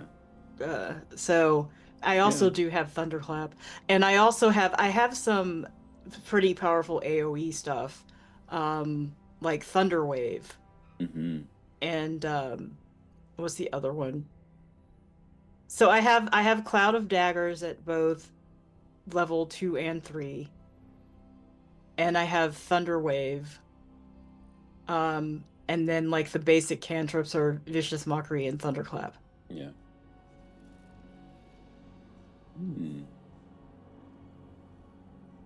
Yeah, it would probably end up doing a little bit more damage than your Vicious Mockery, but the Mockery has that extra effect on it that I think it makes them they're bad at their next saving throw or something. So like there were 2 ranged you mentioned. The one where is like you become resistant to whatever they're doing, and then there was the other one. I don't remember exactly what its main thing was, but it has like a bunch of different types of damage that it can do. Right. The first one is energy weapon that you're talking about, which deals an extra 1d6 damage of a specific type that you've chosen, like, fire, cold, radiant. And I know we were talking about this before, but fire is what it sounds like. There are going to be creatures that are more susceptible to fire, some that'll be more susceptible to cold. Radiant damage is basically like sunlight, very useful against the undead. Acid is very useful against metallic items in a lot of cases too. Not all of them, it depends, but many of them are. And then lightning damage, like electrical damage essentially. Necrotic damage is very useful for sort of like, it's sort of like damage of decay, might be a way to put it. So the energy weapon does that, 1d6 of a specific damage type. And when it gets to master level, then it has resistance to that same damage. So it would be resistant to fire if it was a fire-based item. So that's the energy one. The other one that you mentioned was ranged, not the impact one. Was it the impact one? What was the other one you were asking about? The ranged What does the impact one do? Like, yeah, +1 to attack and damage. Superior is +2 to attack and damage. Master is +3, and it ignores any resistances to the weapon's damage type. So if you have a weapon that you're using that's like a, if you throw a dagger, which would be piercing damage, it would then ignore resistances to piercing because it's just that good. Okay, no, was there a third wounding. ranged? You're talking about wounding weapon? That was melee though, right? No, wounding can be done. It's any slashing or piercing weapon. Any slashing or piercing weapon. So a crossbow could be wounding too. Yes, because it's piercing. Yep. Okay, so yeah, so Nulls has a crossbow, a dagger, and a rapier, which are all piercing. You just have to pick one of them, but yes. Mm-hmm. So the dagger would I can't do wounding and rebound. Yeah, you can't do rebound wounding. Yeah, that does not work. That sucks. So the other question I have then, does that mean you automatically strike your target, or do you still have to? On a rebound, you mean? No, for any of them. No, you do not automatically. It just gives you, depending on the one you get, it sometimes gives you +1 to attack, depends on the weapon. But no, it does not automatically hit. So you still have to hit your target first. Yes, but on, like, say, the wounding weapon, if you hit a creature with the attack, then you wound it. Yeah. Okay, so even if I had the rapier or the dagger and I'm just melee, I would still have to hit it first. You'd still have to hit it. Yep. Mm-hmm. And then keeping in mind, too, that this would work relatively well because let's say you are you'd have to use your action to attack with your wounding weapon. Like you'd be making a choice on your turn to attack with that weapon instead of casting a spell that's an action. But that's okay because you still have your bonus action as a bard. Yeah. That you can use to inspire someone or start your tail thing. True. Was the wounding one, did it also have that was like fluidity, where it was the benefit of like if you get surprised and that's speed. That's the speed weapon, and that is only melee. Okay. What was all the wounding stuff again? So at the start of when you hit a creature, you wound it, and at the start of each of the wounded creature's turns, it takes 1 necrotic damage, an additional damage, for every time that you've wounded it. So if you hit it 5 times, it's now taking 5 extra damage every turn until it ends it using a Constitution saving throw. Okay, that's initiate. And what's superior? Master? So the superior, which is the middle one, increases to 1d4. So you roll at the beginning how much damage it takes. So it could be up to 4 additional damage every round. And the difficulty to end the effect of wounds increases to 15. And hit points lost to it can only be regained through a short or long rest. That, by the way, is sneaky powerful because can't regenerate it, can't heal it with like cure wounds. Like Sataria even wouldn't be able to heal it on somebody if this was wounded this way, which is pretty powerful. And then master level, +1 to attack and damage, in addition to everything else I just said. And the damage a wounded creature takes increases to 1d8 for every time you've wounded it. And again, these stack until they're ended with a saving throw. And so that's necrotic damage. Yes. And so that's just it again. Any creature can or individual can take necrotic damage. Yes, but some are going to be resistant to it. But those tend to be like undead. Tend to be like if you were fought a lich or something, right? That would be or zombie. That would be more resistant to necrotic damage. But constructs are not resistant to necrotic damage. Most living creatures are not resistant to necrotic damage. So it's fairly broad based. Okay. That'd be a cool signature weapon to have. Yeah. I it's sounding better to me than like the ranged options, because this one can be whatever. As long as it's slashing or piercing. So either that's all everything I have. That's all you have anyway. Yeah. And you have to choose one, you know that, right? Right. You have to choose either rapier or your crossbow and do that now, whatever that's going to be. And or the dagger, in fact. Or the dagger, that's also piercing. Absolutely. The only thing about the dagger is, remember that when you use the dagger, since it also isn't tree-bound, when you throw the dagger, you can't get it back until the end of the fight. So just be aware of that. Right. Rebounding was sounding cool, but it doesn't do as many interesting things to me as wounding does. True. Quite honestly. Mm-hmm. Now, one last question, because it's a melee weapon. The crossbow requires bolts. If I get the bolts back, do they still do the same damage? What the crossbow does is it means anything fired from that crossbow will wound. Anything. Yes. I mean, well, anything that what fits else in besides bolts would anything you that have fits in the crossbow. Chicken legs. My point is, my point is that you don't have to separately enchant the bolts, right? If you get 50 bolts from some random merchant, those 50 bolts will all wound because you're shooting them from the crossbow. Okay. Yeah, that is the one downside is if you run out of bolts. Yeah. Yep. But that's already the downside. Yeah. Yeah. Even Well, that's what makes the rapier nicer, but but then you have to be in melee right, all the time. and again, that's not Nals's bag, and I think Nal's is less squishy than everybody else, but still, squishy. Yeah, let's do crossbow wounding. Sounds good. I think that sounds cool. Yeah. You could even like flavor it like your Uncle Bones is going to, haunt your foes with each necrotic. He's clawing them. Yeah, turn by turn. I have put it in. That is cool. I put in the Discord. Wounding weapon it is. Okay, so sorry about that, Noel. So now, as everyone steps up, places your weapon or your focus or whatever. Sataria, I'm gonna put you on the spot, Rhiannon, before we close here. What does your focus look like when you get? What did you choose? You chose Frostfire, right? Yeah. What does your Frostfire look like when it's returned to you? Because you can make it essentially what you want it to look like. And I'll give you one other cool thing about it. You can basically activate it. This is just for flavor, more or less. But as a bonus action, you can be like, psh, and it, like, let's say you were carrying a random branch from a tree. You could turn that and be like, I'm activating Legacy, and zapow, it becomes some badass wand of the whatever. Like, you can flavor it however you like, but you can activate it to turn it into a Legacy weapon, essentially, at will. Okay, interesting. So I was imagining my focus is a pendant. That's one of the That's also fine. Yeah. Yep. Okay. You could do that. So I'm imagining this pendant sort of like kind of a teardrop of kind of like crystal, but one side is blue and one side is red, but they look like they're exactly the same stone. It doesn't look like two stones have been Awesome. Yeah. pushed together. That's awesome. I love it. Yep, you can do that.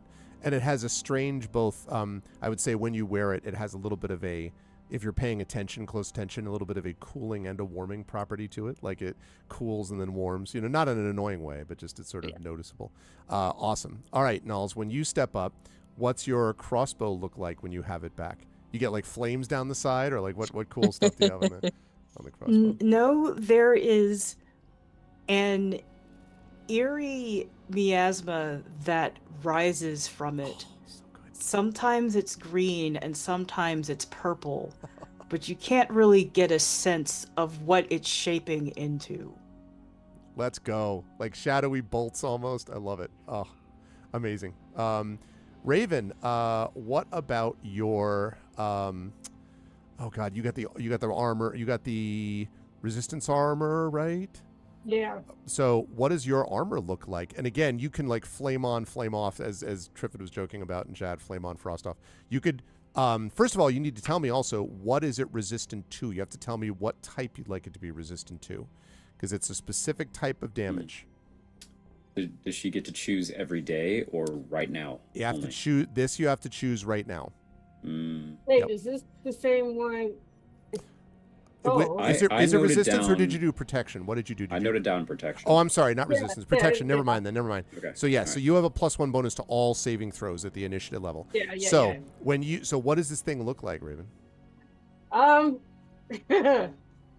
Actually, this is gonna be awful, but yet awesome. Okay. It looks like a brooch. It looks like a brooch, but it has dark crystals in a ring around it, and when I touch it, black armor, like Does it unfold? Black shadows flow under it. It kind of it's almost magical, but it's inverse magical, like magical transformation. Yeah. And it becomes this like skin tight dark armor. Badass. I love it. So it starts as shadow, but then almost like solidifies into this skin. Oh, that's so great. Amazing. So basically you're Venom without the negatives is what you're saying. Yeah. All right. Awesome. I love it. Amazing. All right, Jaraxxus. And then last but certainly not least, what does your battle focus look like when you do it? So you're saying we can, as a bonus action, activate like a flavorful cinematic appearance for it? But even if we don't do that, it always will still do I what would it does? say yes. You could exactly. Right. I mean, it's not going to like glow and be like start sending out klaxon signals if you're trying to stealth is what I'm saying. But yeah, it does have that. But sort of let's say in combat, where something's going really bad, do I have to spend a bonus action to activate the properties of this thing? No, or no. Although I think it'd be cool to sort of just. Although you think you should, yeah, because it looks cool. Yeah. All right, then for sure. I think Jaraxxus, his main thing is shooting the sprite beam, which for the longest time has been flavored as a series of code and or emojis, right? I guess. But just essentially any characters that would be. And by that I mean like letters or numbers or characters that would be coming out of a computer. Okay. Because he's a cybermancer. So that he's just been shooting from his hand, because I imagine he has some way, as part of he wears this like electronic sim unit bodysuit, almost like a net runner from Cyberpunk kind of thing. And it is just sort of like a glove. So I'd like to imagine now that as he gets the work done on it, that it has turned into a gauntlet that when he turns it on, a hologram appears over his arm that he can kind of change to be what he wants it to be. So he can do a sprite beam that looks like he's shooting a holographic gun. Or he can do a sprite beam where a scope appears over his wrist and then he's shooting it like an Iron Man pulse or something. Okay. So essentially I just imagine that the battle focus creates a sort of like translucent blue hologram over his arm that appears almost like a mesh of a more stylized shot of the blast. But I think the common point would be that it has a scope because he's now better at the attack rolls. You've never seen the movie The Last Starfighter, have you? I don't think I have, no. Have any of the three of you ever seen it? Okay. So, LaShawn, you remember the guy that has the the orange thing that goes over his eye, like one of the bad guys that just sort of flips into place, and he has like Last Starfighter. You know what I mean? I remember. Last Starfighter is not a great movie, but it has two things going for it. One, Robert Preston. And two, which was I think his last movie actually. And the other thing it has going for it is that like there's this ridiculous line that he has just before the guy's defeated, and the guy's like, "Sir, we've lost all our power and we've lost everything and we're heading into the moon. What do we do?" And the little like thing goes, and then he says, "We die." And then he just hits the moon. Yeah. But the thing about the orange thing over his eye. That was a great scene. It is a great sequence. Also, Death Blossom, which is awesome too. But anyway, so yeah, Zach, for Jaraxxus, yes. So that's what reminds me a little bit of is this like scope, like going over the eye to sort of cue into that. It's great, amazing. So as you have all gotten these things, and the forge finishes, and the voice says, "Processes complete. Insert more orichalcum ingots for further enhancements." And as you're sort of sitting there looking at it, you hear a growling, and you look over to see Gamork standing by the exit to the room, his nose kind of pointed out, growling at something in the room beyond, which we'll find out more about in our next session. We ended with a shopping. It's like a half shopping episode. But yeah, I love the fact that if you are able to return to this and enhance it, that you might be able to do even more with these things, these sort of legacy items. So, but now you're starting to get a little bit of a feel of these things that are there, the legacy, the forge, and all this stuff. So we shall see. I will start with Zach. I'll start with you. Great stuff from Jiraxis today. I did find it interesting because you were, of course, not like an engineer was not your sort of stated thing, but you as a dentist, the fact that it sort of recognized you and all of a sudden you're like, oh, these are elements that tie us back to the Espergenesis and Sylvain Arc and all that kind of stuff was fun to sort of see play out. And, you know, I'm also excited. I did love your little moment of turning around and saying to Sataria, like, oh, you see, it called me a creator. You heard that, right? That was me. So no, Gamork did not get the chance. Gamork did not get an Orichalcum ingot. Yeah, sorry, I just thought about that. Yeah. Sorry, no ingot for the modified direwolf. Let's go back. Let's use all 4 of our ingots just on Gamork. Just to modify him. Laser beam eyes. Let's give him armor. You grow him. He grows to like that far. Yeah, there you go. Let's just take the wolf and throw him in the forge. And see what basically. happens. The rest of the battle, I'm like, you see the computer, you're like, whatever, Gamork, kill it. All right, like I just do. But anyway, so that was fun. How did you? And then we'll talk about the other things that you found in the room. But you, Jiraxis, obviously had the focus on the forge and everything else. So how did you feel about what you found in today's session, the things that you've discovered, and where will the fine folks find you next? Yeah, very cool. And unexpected. I did not expect there to be like a crafting area essentially down here in the engineering deck. And I'm curious what more we learn. I mean, this is just the main section, let alone the actual entirety of the engineering floor. So we're just going to keep finding more random stuff. So yeah, very exciting. Nice. Always nice to receive. This kind of feels like our first big magic items, I feel like. And so that's very cool to get some upgrades and some more spells and things. And yeah, very exciting. And very exciting that it seems like we have the chance to use these new toys on something next session. So that'll be fun. People will find me here for this, of course, also for the Our Vocalists, where we will be doing a Christmas Carol reading in December, as always, per tradition. Also Gen GMs, which is mine and Greg's DM advice show. About which more soon. Yes. And then otherwise, other things that may be public at some point, but for now, you'll find me on my website and all the links that are in the doobly-doo. And I suppose that's it, yeah. Very cool. A pleasure. Thanks, Zach. Always a pleasure. Good stuff tonight.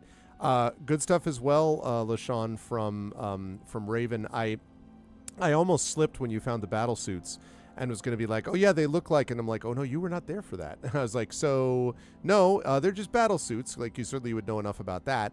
And then you know, was when Jiraxis came over. I was like, wait, no, I remember these battle suits. That sort of changes things around. But I was also really interested to see what you were going to choose at the Forge, because it may say something about the kind of character Raven expected themselves to be. Like, I could see a scenario where you decided to go down the speed route. I could see a scenario where you thought about the shield. That was a possibility too. But ultimately deciding on armor, and again, my apologies for baiting and switching you with the one armor type. I'm sorry about that.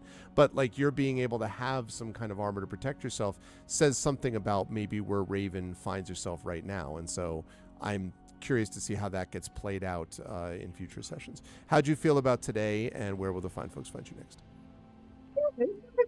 Good game, and I'm digging Raven's new digs, and I'm actually kind of itching to see what how it holds out in what is soon to be coming the next battle.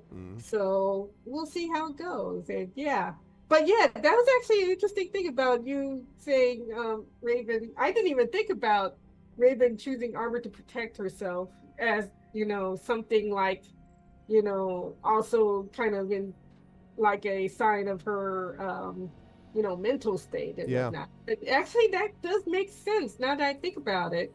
So yeah, I may want to play that up a little bit and see how that goes as well. I didn't want to assume, but it just seemed like that was the way you were maybe. I picked it because it was cool. and also because I'm so sick and tired of dying. Yeah, that all works. I'm with you. So yeah, but yeah, I think this will, yeah, it'll be interesting to see what the next session will be like. So yeah, looking forward to it. Good stuff. And any place that they can find you, the stuff you got going on right now, LaShawn? Oh yeah, you can find me at my, you can either find me on Blue Sky at T-Bone Jenkins. I have a blog called basically the address is T-Bone blog, T-Bone Cafe blog.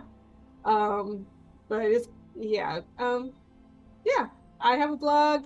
Look me up. If you Google me, you will find me somewhere. Good stuff.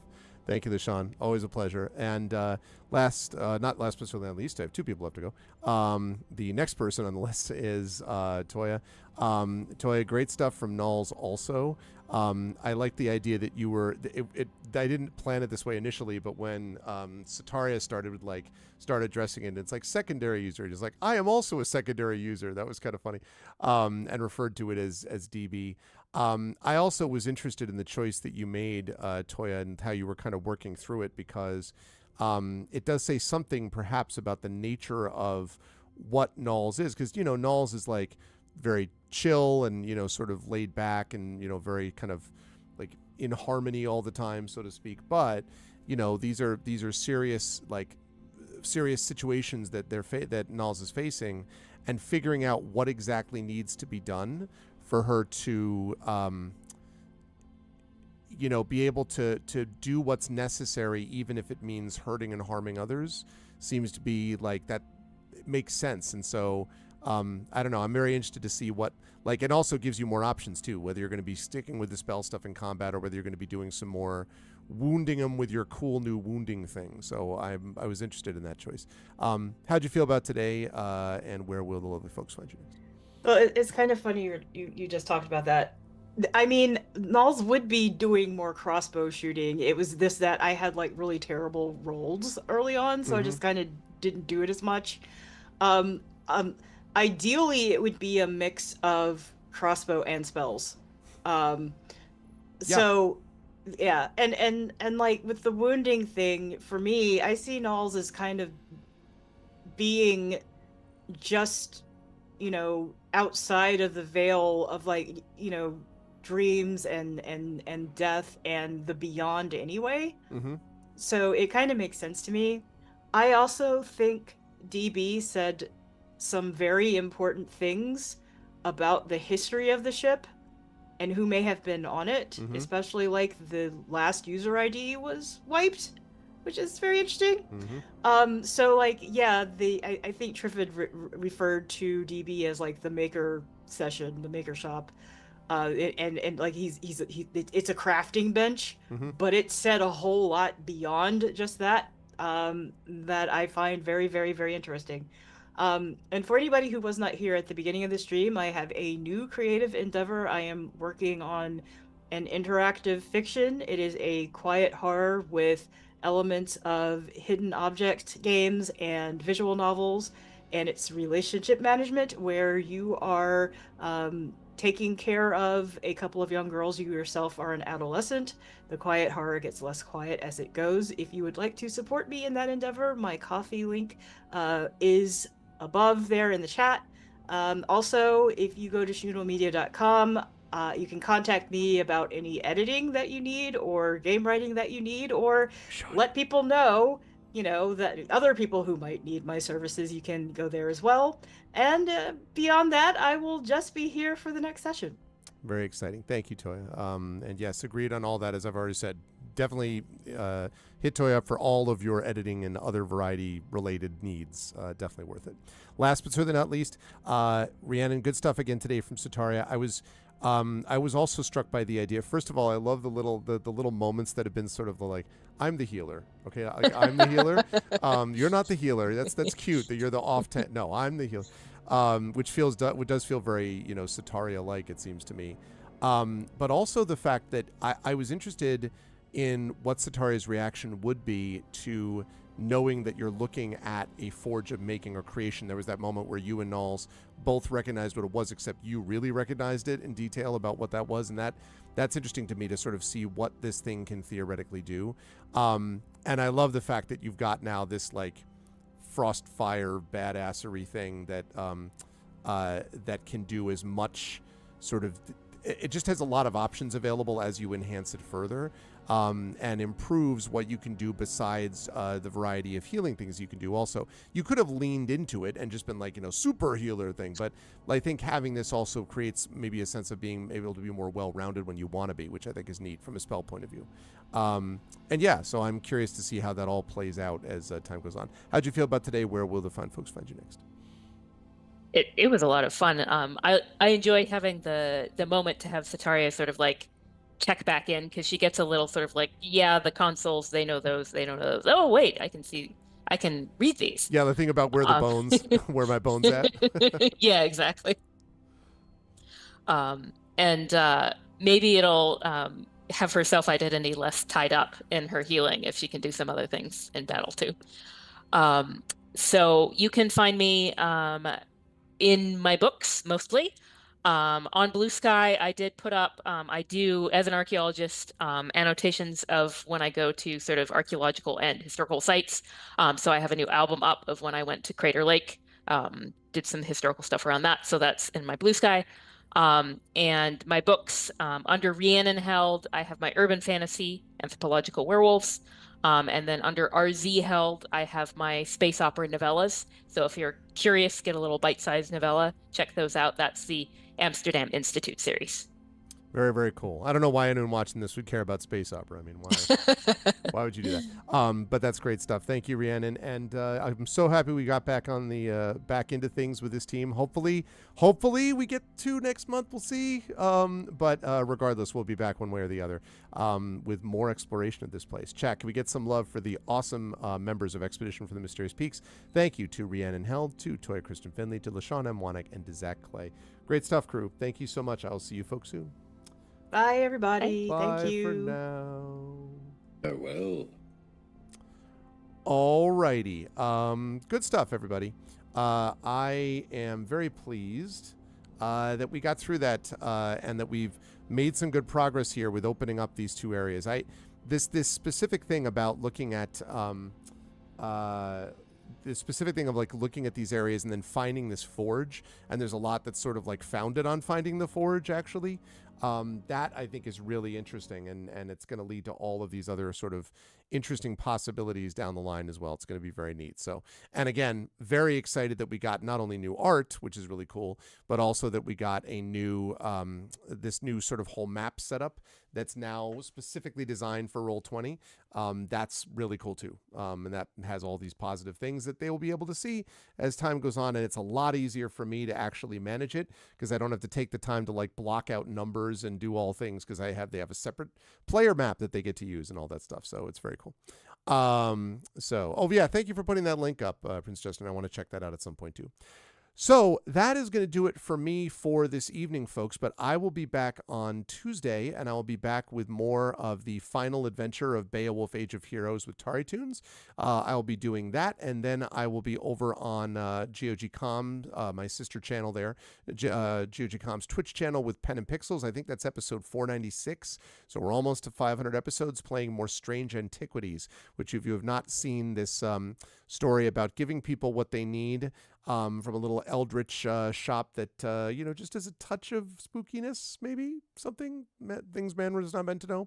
I think you would enjoy it. I've really been enjoying that game quite a bit. And then next Thursday, more of Final Fantasy Tactics, The Evil East Chronicles. Let's go. So pumped up for that. And then on Saturday, we are going to have some D&D with viewers Saturday night. And then Sunday, I will be at PAX Unplugged. I'll be at PAX Unplugged doing all of this stuff. Oh yes, and that's right. let me not bury the lead. That's true. Hang on a second. Let me just pop up the thing. Yes, let me not bury the lead. That's right. Tomorrow is By the Dice Roll with Ghosts of Saltmarsh. I knew that. That is I do know that indeed completely. But so that's going to be happening tomorrow, which is cool. I'm very excited for Ghosts of Saltmarsh tomorrow. which continues the campaign that began over on GOG. So actually tomorrow, that's 496 there, which means next Tuesday is 497. I forgot about that. So that's going to be happening tomorrow. That will be from 2 until 5 p.m. Eastern. So that's going to be pretty awesome as they're getting ready to invade a Sahuagin fortress to try to stop a imminent Sahuagin invasion. What could go wrong? But we will talk about that tomorrow when we get there. Otherwise, though, that's going to do it for me for this evening. So if you like what you saw and heard tonight, please follow the channel. Please check out our YouTube with !ArvTube. Discord is !ArvCord. Twitter is ! I don't do Twitter anymore. Blue Sky is ! !ArvSky. And the website for all this is arvineleron.com. Financially, !Arv Shop, that is my merchandise area. !Arv that is my Patreon, which we're trying to get up into triple digits, so please consider supporting us over there. And subscribing to the channel is always appreciated too. We can get those custom sub badges and emotes to use here, there, and everywhere across Twitch. That is always appreciated. On the, publishing front, Icarus is my graphic novel from Mathis Arts. Library is my Tales and Tomes, The Forbidden Library. That's my 5e adventure and source book from Alligator Alley Entertainment. And Greyshade is my Greyshade IP. Greyshade, Renegade, and Heretic, the Grey Assassin trilogy, available at that link. You can also get the audiobook of Greyshade at that link from our very own Trent Sparks. Remember, Renegade, the audiobook of that will be out in the next couple of weeks. And Heretic will be probably early next year. Trent is making very good progress on that. So I'm excited for those audiobooks. You can check that out at that link. And you can also pre-order the tabletop role-playing game of Greyshade. Remember, next weekend, Brandon O'Brien is going to be demoing it next Sunday at PAX Unplugged. Actually, he's going to be demoing it all weekend. I will be with him on Sunday to demo part of it as well. So you can check that out if you happen to be in the Philadelphia area. And you can pre-order the game, which is imminent. It will be coming out very, very soon now that we actually have the artwork for it as well. So that is the deal with that. And as always, BLM, Black Lives Matter, important to affirm and assert the significance and importance of Black lives. Help Now, that's the World Health Organization page on suicide prevention. Important to reach out to others when you need help and reach out to others when they need help as well. And Ukraine, UKRAINE, to help the people of Ukraine as they fight back against an illegal and illegitimate war with bravery and courage. And send the message we'll do so for others in that situation in the future. I want to thank everyone who made this an awesome stream tonight. Thank you to Prince Justin and Trivity Mats, best mods in the business, my mods. Thank you. Thank you to my Patreon supporters and subscribers, Prince Justin and Trivity Mats as well. Thank you to my viewers. Thank you to Butthurt Gamer, to Hugo C. Hackenbush, to Galen, Intensely Eric. What's up, Eric? Thank you to Jagtress, to Nonstop as always, and of course T-Bone Jenkins. And speaking of T-Bone Jenkins, thank you especially tonight to my Expedition for the Mysterious Peaks crew. Thank you so much as always to Rhiannon Held. Thank you so much to Toya Kristen Finley. Thank you to LaShawn M. Wannick. And thank you to Zach Clay for being awesome. And thank you to Alligator Alley for their sponsorship of this campaign as well. That's going to do it for me. I'll see you folks tomorrow, Sunday, at 2 p.m. Eastern for Ghosts of Saltmarsh with By the Dice Roll. And then on Tuesday for Beowulf Age of Heroes, followed by Strange Antiquities. That's what we've got going on soon. But that's it for me. Thanks, everyone. Much love. And I will see you folks down the line. Until then, everyone, please be good to each other. And bye for now.